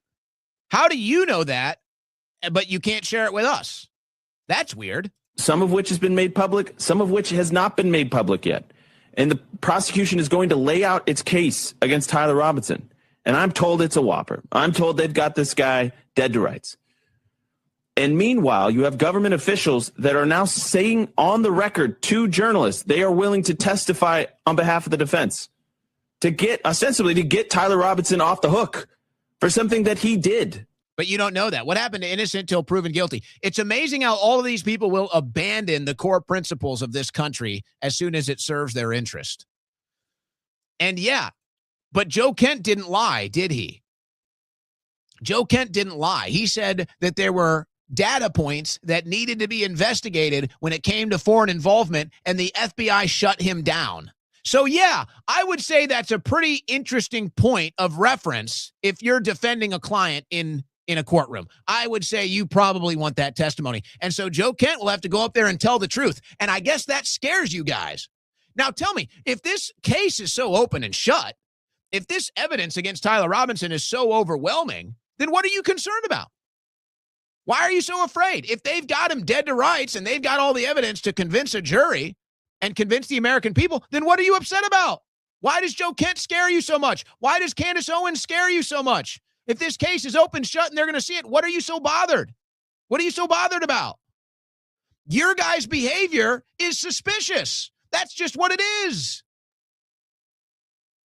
And it's very simple. And maybe we'll see it. Maybe we won't. If we don't, we're going to have problems. But it's very simple. I don't need to go into any conspiracy theories. There's one giant fact here. We don't have the video of Tyler Robinson getting on the roof and taking the shot. Why? Simple as that. We know the camera had it. We know the camera that you showed us him running across the roof and getting down from the roof. We know that camera has that spot on its film reel. Why didn't we see it? Tell me why. That's all I care about right now. Now, if you present that evidence, we can talk about that. At this point, people will just say it's AI. At this point, people won't even believe it if it's real or not, because nobody trusts you guys anymore. But I don't get it. If you're so convinced Tyler Robinson did it, if you're so convinced that they've got this case open and shut, if you're so convinced they've got the evidence, it's overwhelming, then why do you care what Candace Owens says? Why do you care what Joe Kent says? Why are you afraid of Joe Kent going up there and testifying that the FBI shut down an investigation on a potential foreign lead? Why are you panicked? And why do you guys seem to be so indifferent about Charlie's death now? And why are you still hosting the Charlie Kirk show? Why are you hosting a dead man's show now, months after he's deceased? These are the questions the average American is asking. Obvious questions, totally fair questions. And quite frankly, none of the answers look good for you. And I'm being nice, by the way. I'm actually being nice. I'm actually trying to be nice to you guys. I'm not even thinking that you guys know anything about it. But you know what? It starts to get a little suspicious. Now you're coming after Joe Kent for telling the truth. See, we've been through enough now. We've been through enough now in this country that when we see you attacking somebody for telling the truth, now we're looking at you. Now we look at you and say, okay, well, what are you hiding? Why are you acting suspicious? And I guess it all comes down to this when it comes to this MAGA divide. I'm so glad Laura Loomer is out here exposing it. She says, it's crazy how threatened people are by someone being loyal to the president. There it is right there. Well, Laura, I don't think anybody is threatened by you. I don't think if I walk outside and I see a dog take a shit and eat it turds, I'm not threatened by that. I'm nauseated by that. So that's what people are of you. They're not. I don't walk outside and see a dog eating his own crap and say, oh my gosh, I'm threatened. If I walk out and see a dog eating his own crap, I'm like, that's disgusting. So that's what it is with you. We just see you. You're like a dog eating its own shit. So it's just disgusting. Nobody's threatened by you. It's just a disgusting display. It's nauseating. You're a nauseating thing to witness. But let's actually get to what you said. People are threatened by someone being loyal to the president. Well, yeah, actually, think about what you just said. First of all, you admit you're not loyal to the country. Okay. So you're not loyal to the country. You're loyal to Trump. You're not loyal to the truth. You're loyal to Trump. You're not loyal to your audience. You're loyal to Trump. But you know what? Actually, that is a dangerous concept, isn't it? Why would I trust somebody that's not loyal to the truth? Why would I trust somebody that's not loyal to their country? Why would I trust somebody that's not loyal to their audience? So actually, that is a big problem. And actually, that kind of is a threat. If I know I'm dealing with somebody that's not loyal to the truth, but in a cult of personality, that actually is a threat, especially if that person has any persuasion over the current political situation. If somebody I know is not loyal to the truth, not loyal to their country, but only loyal to a man, only loyal to a cult, actually that is dangerous because that means you'll lie, you'll deceive, you'll manipulate, you'll propagandize as long as you're serving Trump. So actually, you just admitted that you are not loyal to country, you are not loyal to truth, you are in a cult, and you're actually a grave threat to this country because you do have political persuasion and you're not even loyal to the country or the truth. So I'm glad Laura admitted that. Very glad.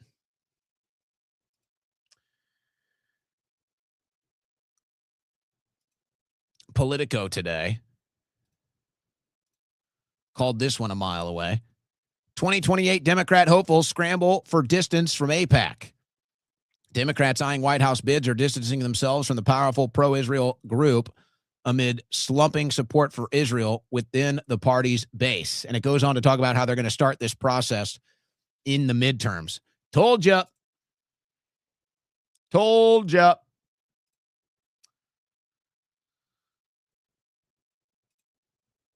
And you're going to sit here and watch the Republican Party literally turn into a foreign asset in front of your eyes. Worse than it is now. This is going to force the Republicans to be literally Israel. That's it. There is no Republican Party. There's the Israel Party, and then there's the Democrats. That's what your options are for 2026. Either Israel Party, quote unquote Republicans, or Democrats. That's your options for 2026 and 2028. Unless the Republicans decide to actually be Americans again and be loyal to country again, then maybe that could change. But I don't see that happening. Oh, what else do we have here? I got some other news stories here. Let me hit these quickly. Do a little bonus time for the super chats today. Governor J.B. Pritzker acknowledges real failures in immigration system after Loyola student killing. So a Loyola student was killed by an illegal alien let in by Joe Biden. Oh, failures in the immigration system, he says. Oh, yes, the immigration system. You mean the open border? You mean the open border that Biden let criminals?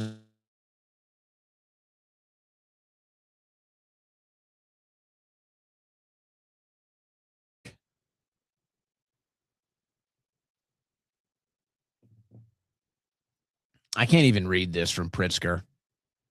He goes on, he basically blames Trump. And, I just don't understand. Why isn't Trump doing something about this? Trump's already abandoned the mass deportations. Why isn't Trump coming out here and going after sanctuary city mayors and putting them in prison? This illegal alien, let in by Joe Biden, let in by Alejandro Mayorkas, killed a young girl. Killed her. Every single entity responsible for that illegal alien getting into the country needs to go to jail. Every single one of them. But Trump's too busy in the Middle East, guys. Trump's too busy in the Middle East. Hey, did you know you can go to prison for saying the N-word? Ex-University of Kentucky student sent to jail for shouting N-word in viral video is denied early release. So she's going to serve the whole year.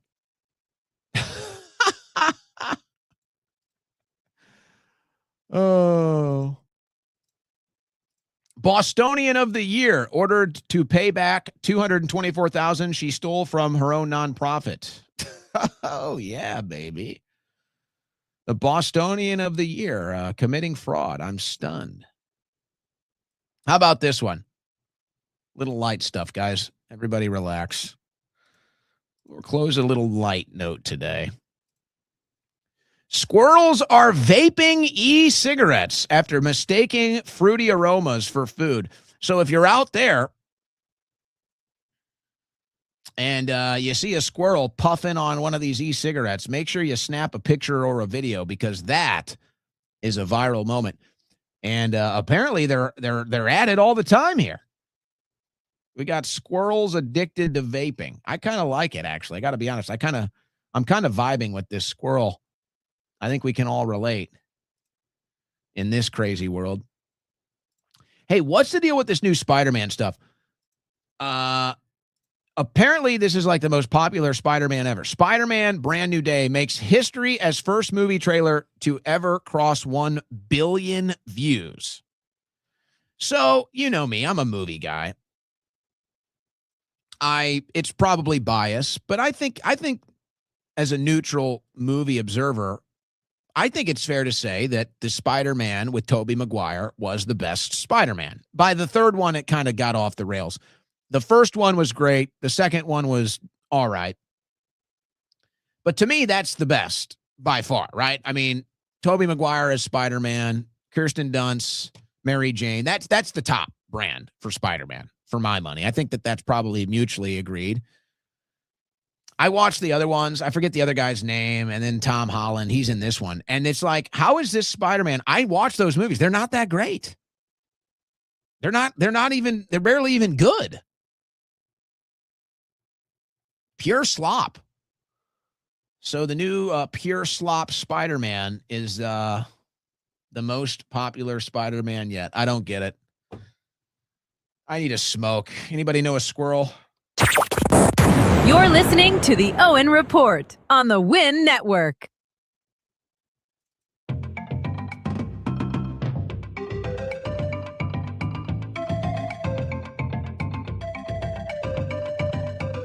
All right. Guys.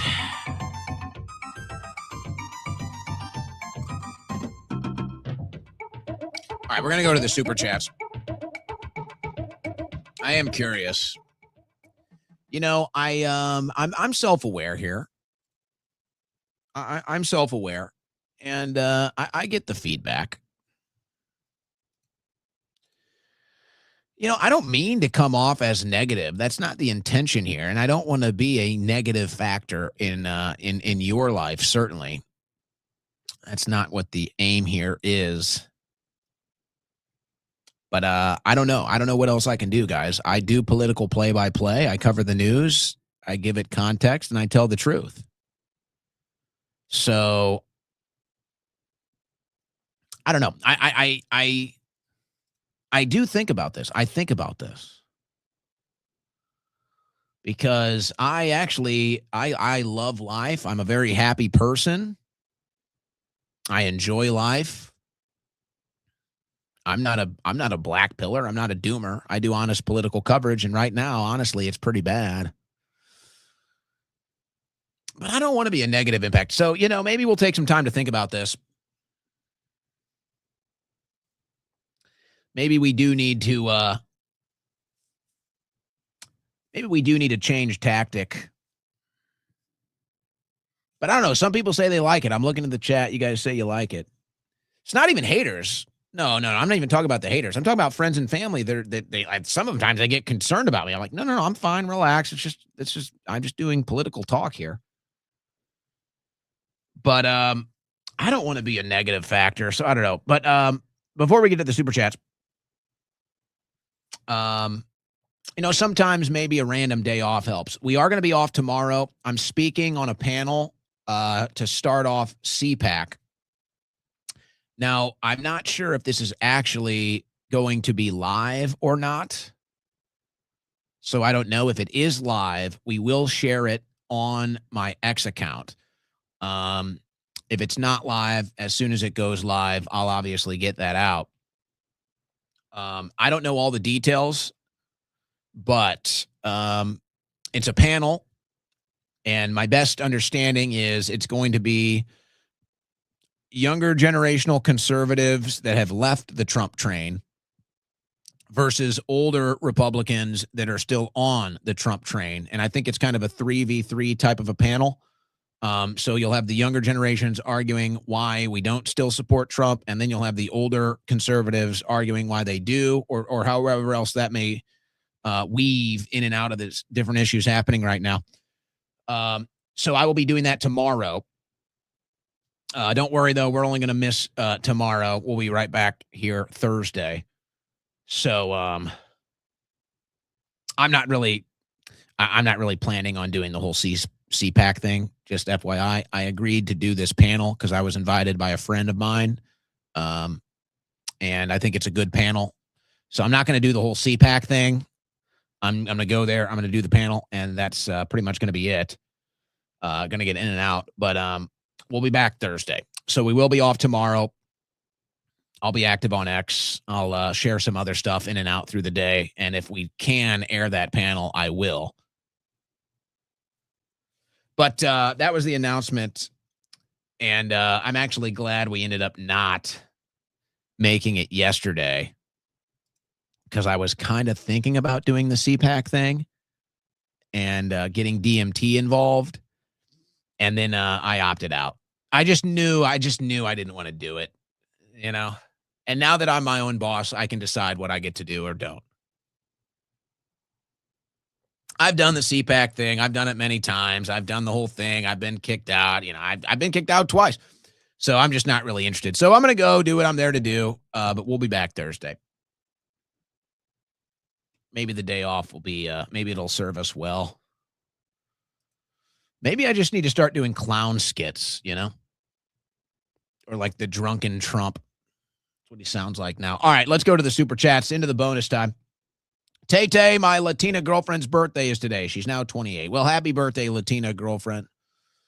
Happy birthday to you, youngin. Snake-a-roni. In the end, Nick was right. It's all an illusion, and it's pre-planned. Only real option is whether you hang on or not for the ride. I am assuming you're talking about Nick Fuentes. I do think some things happen organically, but there's no doubt this administration, this whole thing was planned from the get-go. He called that. The classics of humanity. What have you learned over time throughout your career? I sent my poetry books to you through the Win email, Amanda. What have I learned over time throughout my career? Well, that is a very broad question. Very broad. But I think I kind of talk about this a lot. What I've learned is, and maybe this is more of a me thing, what I've learned is I just like doing my own thing. Interviews here are rare. I had Ivan on today. I've been friends with him for a while, and he wanted to respond to Bongino, so I said, all right, we'll get you on the show. But I just don't know. Every once in a while I'll do interviews. Part of me is like, do more interviews. Part of me says, don't do any interviews. I don't know. I've just learned that the best thing to do, quite honestly, for what I want to do is just stay as independent as possible. Just stay as independent as possible. because you realize every decision you make, and nobody's going to be perfect. Nobody's ever going to be perfect, and you have to accept that. And sometimes you can't make a decision based on some track record you're trying to uphold. You just have to be true to yourself, be an honest person. But like, I guess if I could make an example of it, look at all these people, and I don't blame them, just to be clear, I don't blame them. But look at all these people that take the foreign trips. Perfect example. Look at the people that take the foreign trips, and a lot of them are getting paid to do it. And so that's like a thing where it's like, it's like part of me would like to do that, but another part of me says, no, I can't do that with what I'm trying to do. So I don't even know if that really makes sense for the question, but I don't know. It's just like the more you expand, the more other people's dirt sticks to you.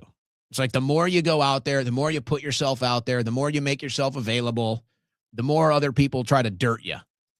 So I just try to avoid that. Rick Rock, I pray every day for our country, but man, it's feeling kind of hopeless. Well, don't feel hopeless. And that's what I'm trying to avoid. I don't want you to feel hopeless. I mean, what do I need to do to reinstill some hope here? I certainly understand what you're saying. It's not hopeless. It's never hopeless because you're still here. I'm still here. God is still here. The earth is still beautiful. Politics might be hopeless. That might be hopeless. Owen Schroyer's wifey, I had a dream that you had an Australian accent. You know, it is spring break. This is a true story. In fact, if Alex McCarthy is in the chat today, he'll tell you that this actually happened. We were on spring break, man. Had to be 2005, 2006. We were on spring break, Destin, Florida. And I don't remember how it started. I think I approached these girls. There's a group of girls. I don't know. I was kind of I was always good at approaching girls. So I always did that for my group of friends. And there was this group of girls. We were at some surf shop in Florida, and I said, "Hey guys," I said, "Watch this. I'm gonna convince all of these girls I'm from Australia, and they're gonna love it. Like, watch this. I'm gonna go get their number. They're gonna think I'm from Australia." I go over there. I don't even know how I did it. I had a perfect Australian accent. I was able to hold it for like a whole conversation. Got their number, whatever, met up with them later on the beach. I think I eventually admitted it was fake. I don't remember. I might have carried it on that night. So I've done the Aussie accent to a degree of success at spring break in Florida. How do you like that for a spring break story today? Shapiro's eyebrows. Happy birthday to Tay-Tay's Latina girlfriend. Happy birthday, Tay-Tay's Latina. I'm starting to wonder now that you keep saying Tay-Tay's. I'm thinking about something else. Get my mind out of the gutter. Alpha jerk. Our school system makes us stupid. That's true. We should just destroy the Department of Education. You know, like Trump promised and then didn't. The Department of Indoctrination. 1 of 1K. Pivoting from sports to politics to make me informed as a younger adult is a very odd dynamic. It's shocking how much of the youth are marginalized from the true world of politics. Yeah. Intentionally by design. And that's why it's outrageous that we sit here and act like the world police when our own people don't even know what goes on in the world around them. Those college kids on spring break actually gave me hope. The world is a dark and evil place, and they shouldn't be worried about such dark stuff yet. They're not out of touch. They're just normal. All right, defense of the spring breakers. That's fine. That's good. No positivity. Rakelin 2028 because F them. That's Dust Vault. If we pull out of Iran right now, do we lose petrodollar and world reserve currency? What are the consequences of that? Does 40 trillion come due? Well, I don't think it's that desperate. No, I don't know. I don't know. Why would it cost us to pull out of Iran? I think if we pull out of Iran, we save the country, quite frankly. I think the longer we stay in Iran, the shorter our country's lifespan is. Terrestrial Laura or terrestrial aura? Let's normalize hitting the like button as soon as we come in on the real ones. Oh, and you're a real one, and we are grateful that you are. Thank you, Tara. Thank you. Yeah. And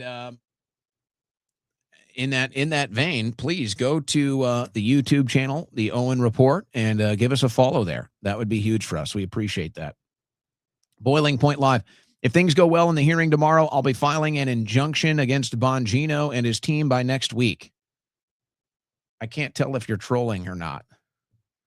Is he in the old Burger King? And does it still smell like a Whopper? Owen is on a real generational run. Don't get me involved with this. I don't want to. Oh. Ivan is too smiley to be an Igor. Mr. Clean. I will follow Rakelin into the political war on MAGA. Well, he's out there. He's definitely on the front lines. In D.C., in Florida, dealing with these swamp creatures. The faux news, Jesse Waters, spring break bit, boomer slop. Young folks at fishback rallies, very informed and not artards.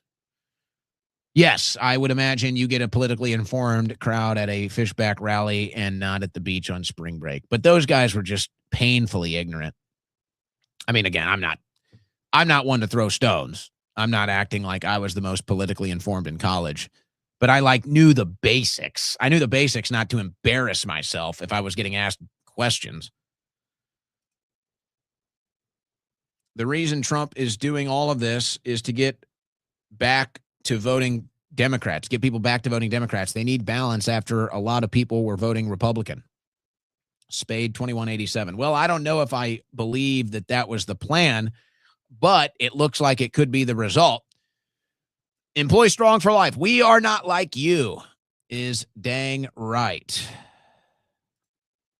Dust Vault, I saw Alex repost you. Alex Jones reposted me? What did he repost? I got to look into this now. Let's see. Let's see what the old boss is up to. Maybe I'm not dead to him anymore. Let's see. Let's see what the old war horse is up to. I don't see any reposts. Are you yanking my chain? I don't see it. Well, that would have been fun.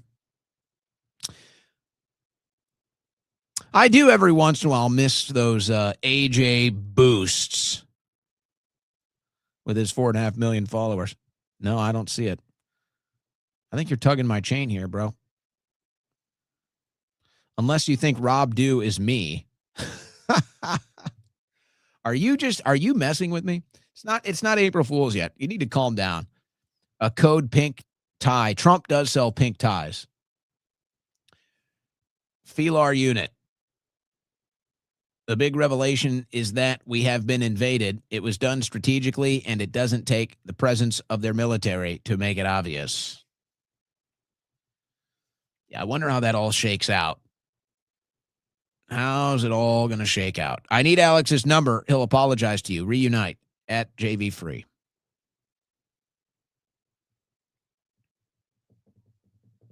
It's going to have to be more epic than that. Roger Martinez, another great show. Thank you, Roger. Thank you. Tina Keskamaki. I always blow your name. She's our friend in Europe. What is she? I think she's in Scotland. I'm sorry, Tina. Where are you? Finland, was it? Thank you for tuning in. Jose Navarro, you were on fire today. Thank you, Jose. Thank you. Michael, if they call Iran Nazis now, how bad really was Germany during World War II?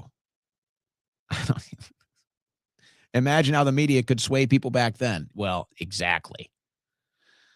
Yeah, I'm beginning to wonder how much of history is even a lie, to put it lightly. Igor?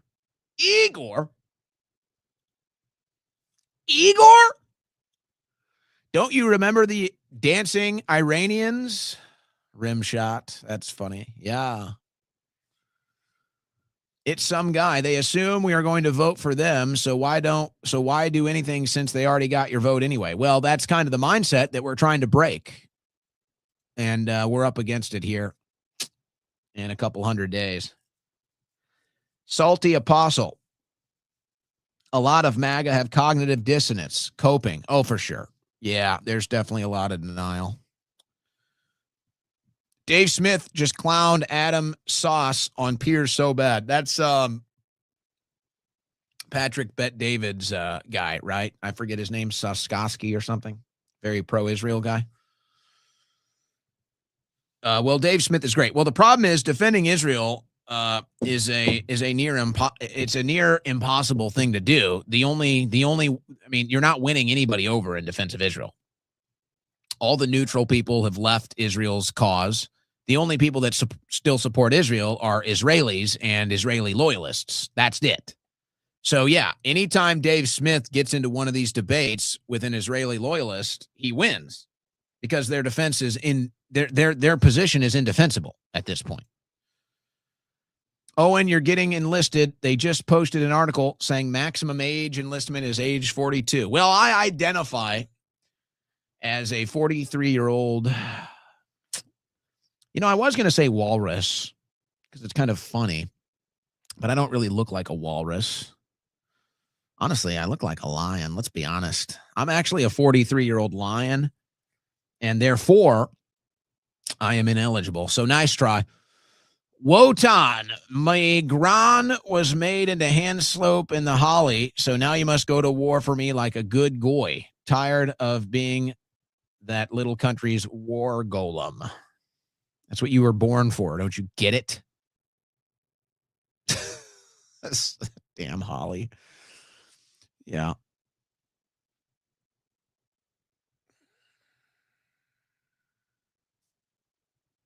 Weird stuff happening on TV right now. Just weird stuff. Are they interviewing pilots in a cockpit on CNN? What in the hell is that?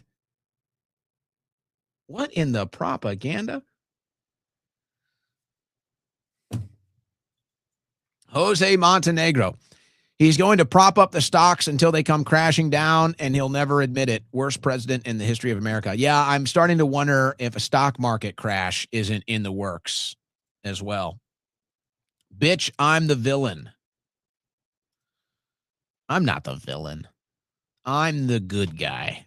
I'm the hero. Or maybe I'm the villain. No, I'm turning heel. I've turned heel, but that doesn't make me the villain necessarily. Just the heel.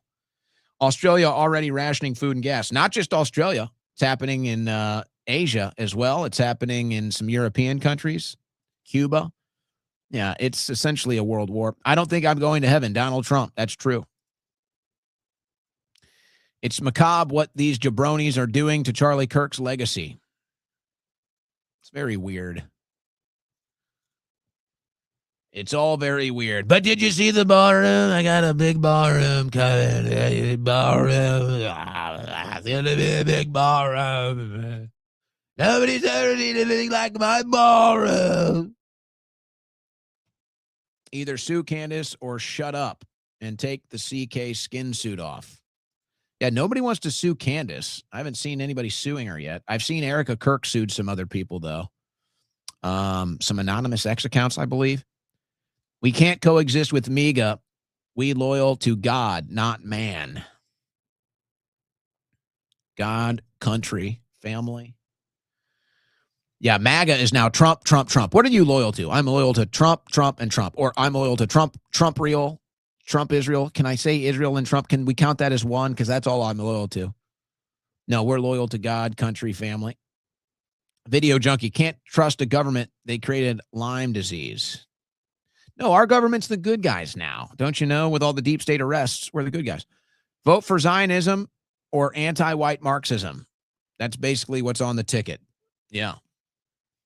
I'm telling you, that's flesh it out however you want, but that's the option on the table. For an American patriot, for an American conservative, there is nobody that represents us. There's nobody. Marjorie Taylor Greene, Thomas Massie, nobody represents us. Most of them are too scared of Trump to even represent us. Appreciate your optimism that there will be a 2028, which we may have, but 2032, no way.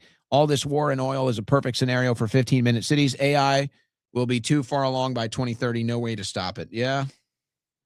I don't think the AI thing is going as well as they thought, to be honest. All that investment and all that manufacturing and all that stuff that Trump bragged about, it didn't even happen. He just made it up. It was an idea. It was a concept. It was, we might do this. They didn't do it. They totally made it up. And now everybody's out. Now everybody's out. Now that Trump started this war, none of it's happening. They don't have it. So I don't know if it's going to go the way as the metaverse, which Facebook, Meta, Zuckerberg spent like billions of dollars on, and then they just turned it off. I don't know if it'll go the way of just being completely eradicated without interest. But I think it's actually far behind. I mean, don't get me wrong. I'm still very concerned about AI. I'm very concerned about what Trump is doing to roll it out. But I don't think they have anywhere near the infrastructure they need. And now this war is delaying the whole thing. And all the other countries that Trump cut deals with, they're looking at Trump like, dude, F you. You just screwed us all. Have solid footage of my feeding local squirrels. Nobody wants that now. They want the squirrels hitting the pen now. Meanwhile, Alex is still trusting the plan. Are you sure about that? I don't know. I don't know about that. But he might be hoping that something else might happen for him with everything too. So I don't know. Marcin, thank you, Owen. Thank you. LA Patriot. We all know you like being your own boss and being independent, but do you ever miss being in a studio and having a crew? Do you miss that vibe? I do.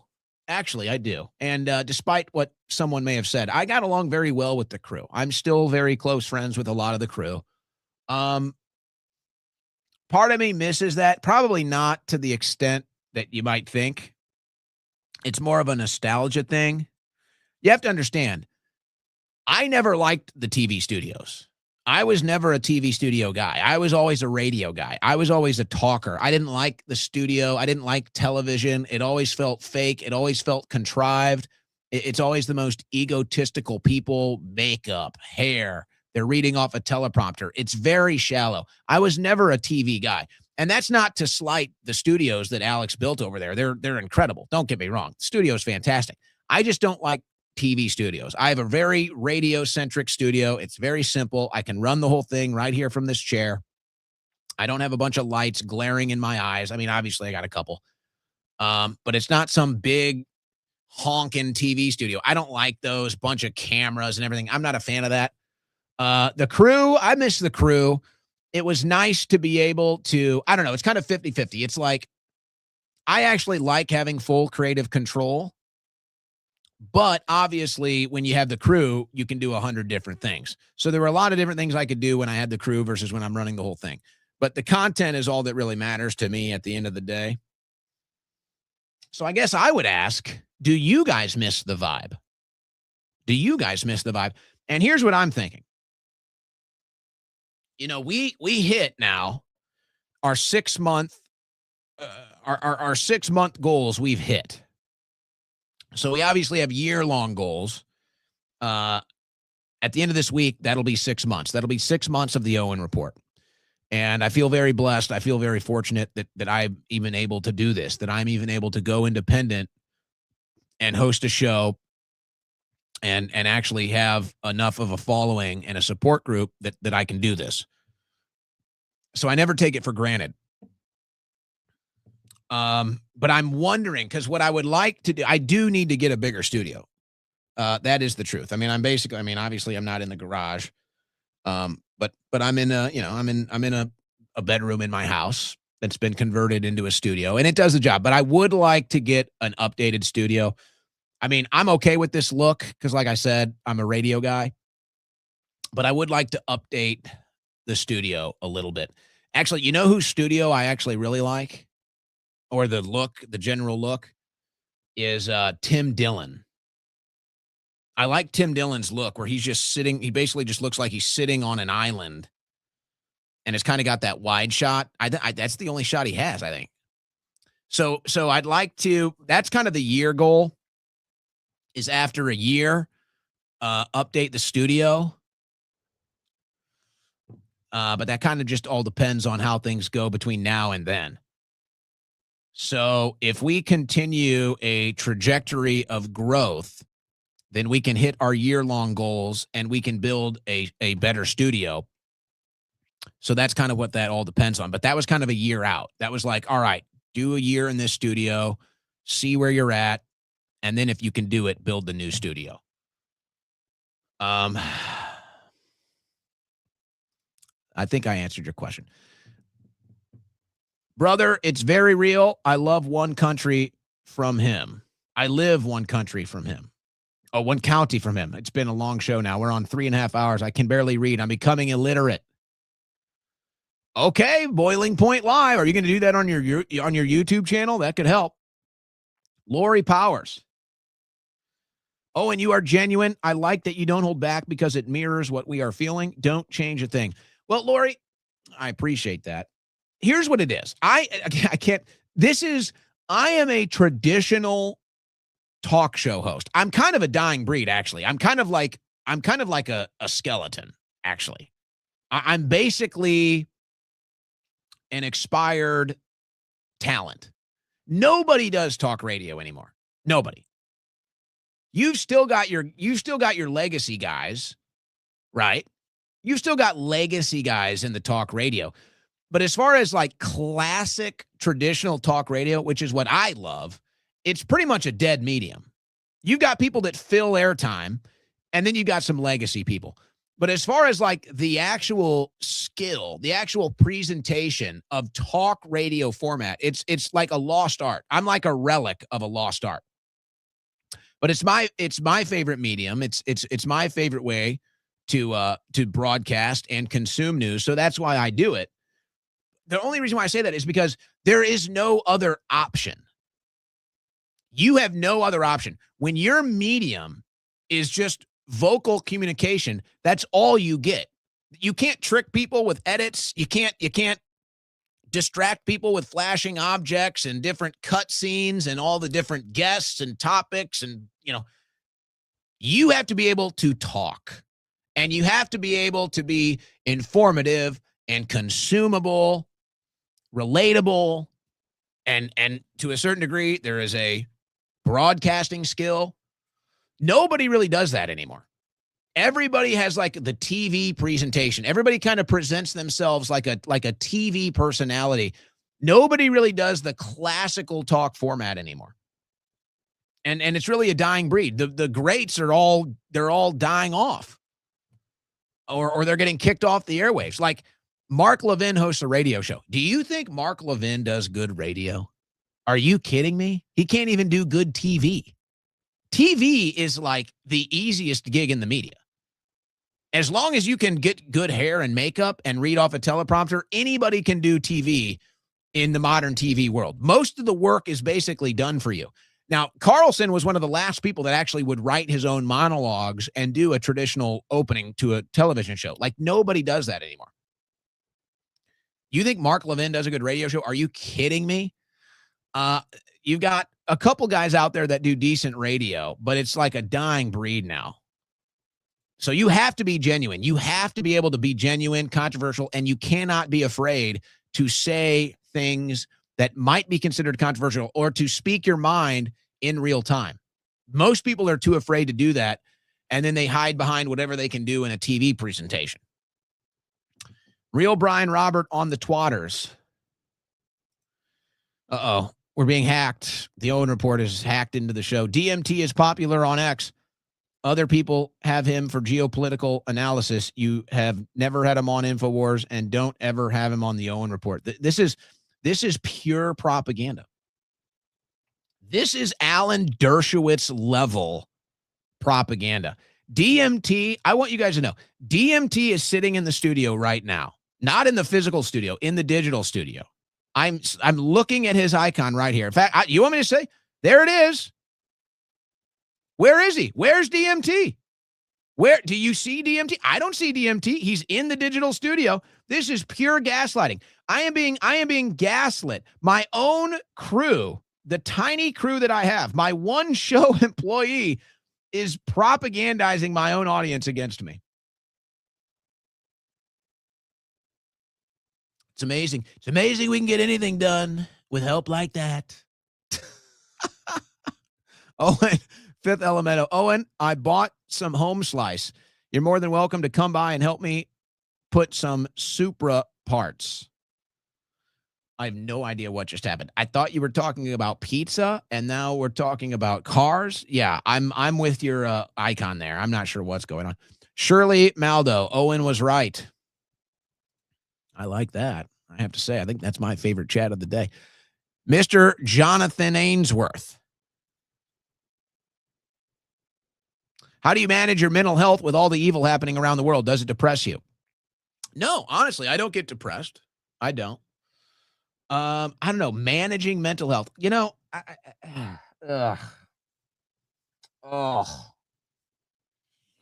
managing mental health. I don't know. I guess it's a real thing. I don't want to sound too insensitive, but I don't even buy it. Mental health. What does that even mean? You are in control of your mind. You are in control of your emotions. Yes, there are other chemicals and other stress factors that can lead you to different emotional feelings or tendencies, but you are always in control. I've never been a fan of this whole mental health thing. I think it's total garbage. You have total control over your mental health. You have total control over your physical health. Total control.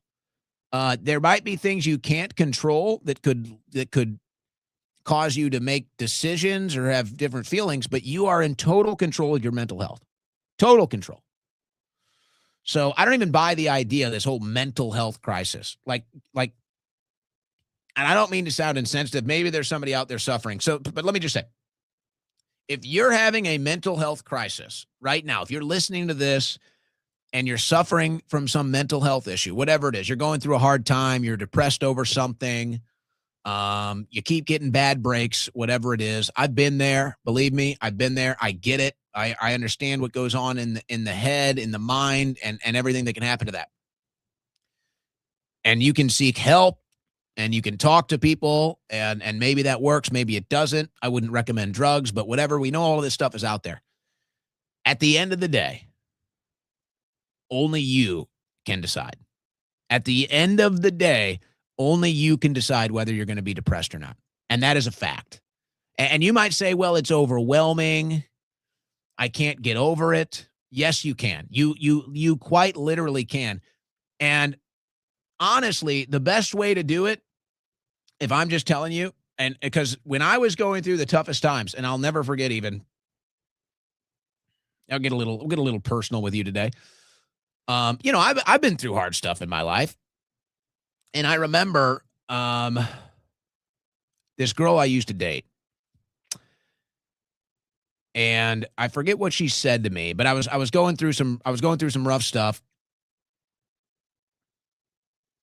And then she was giving me a hard time about something. I think I think this seems to be a problem with women. So I was going through some hard time, and I think she wanted to go to dinner or something. And I said, I don't want to do dinner tonight. Or I said, hey, go to dinner. I'll meet up with you afterwards. I need to go to the gym. She was like, oh, really? She's like, you're going to go to the gym instead of hang out with me? And I said, listen. The only reason why you can even put up with me right now is because I can go to the gym and be happy and healthy. That is the only reason. And at that point in my life, as a young guy, at that point in my life, I feel like the only thing I had control of, I felt like I didn't have any control over any of these exterior factors in my life. And I felt like the only thing I had control over was my mental health and my physical health. That was it. I felt like I had control over nothing else in my life. And I explained that to her. And I still believe it's true to this day. Now, maybe this is true for women too, but for men, let me just say this for men. Let's say you're struggling with mental health. Let me even get more specific. If you're struggling with a breakup, I am telling you, because, okay, go out and get rich. Well, that's not so easy, right? I am telling you, men, and maybe it works for women. If you're suffering mental health, if you're suffering breakup, get jacked. Get jacked. Whatever it takes. Get jacked. Starve yourself for a week. Lose 15 pounds. Go run 5 miles every day. Get lean. Go lift as much weight as you can for a couple months. Get stronger than you've ever been. You want to beat mental health? Get jacked. You ever seen a shredded, depressed person? You ever seen somebody with six-pack abs be depressed? You want to beat your mental health issues? Get in the gym. You want to beat the emotional distress? Get jacked. I don't even care. Take whatever you want. Steroids, testosterone. I don't give a damn. You want to beat mental health? You want to get over your girlfriend? Get ripped. Get shredded. Get in the best shape of your life, and you will never be depressed. And you'll always be able to have control over that. And by the way, it does help with the chemical issues too, because you work out, you exercise, and you start hitting that dopamine. You start firing those serotonin receptors again. We're getting long-winded at the end of the show. What's going on here? The crash outs turn me on and make me laugh. Well, they better. I identify as Hong Wee Lo Walrus. Did you watch War Machine yet? Great. Thad Castle. Didn't you bring that up, player hater? Hold on. Was that the guy that just beat up his neighbor? Yeah. Let's see. You got a pretty strong crew there. Oh, it just came out? It just came out. I've not seen it. I don't even know if I've heard about it unless you brought it up before. Pretty strong cast. Okay, War Machine. Maybe we'll check that out. Maybe if we can check it out in time. Oh, it's on Netflix. I don't have Netflix. So obviously there's no way of watching the movie. Oh. Maybe that becomes our movie for the weekend. All right, War Machine.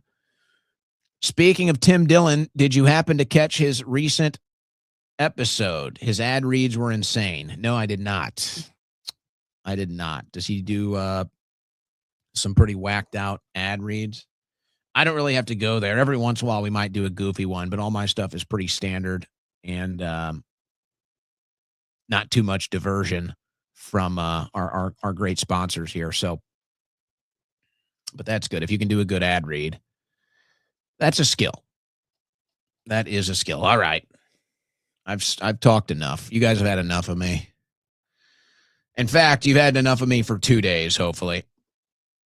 We will be off tomorrow. We'll be back Thursday. I'm going to be speaking at a CPAC panel tomorrow.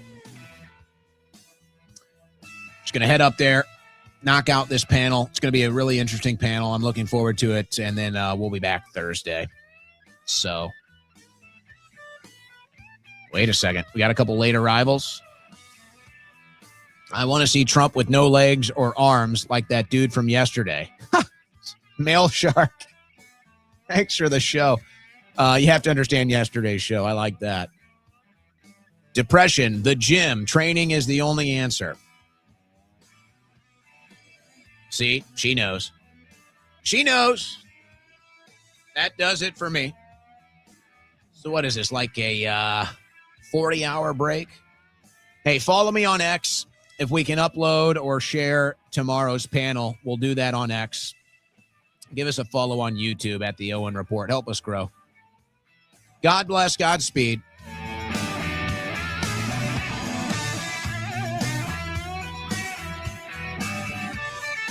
Uh-oh. Oh, my. A Democrat just won a special election in Florida, guys. A Democrat just won a special election in Florida. MAGA strong.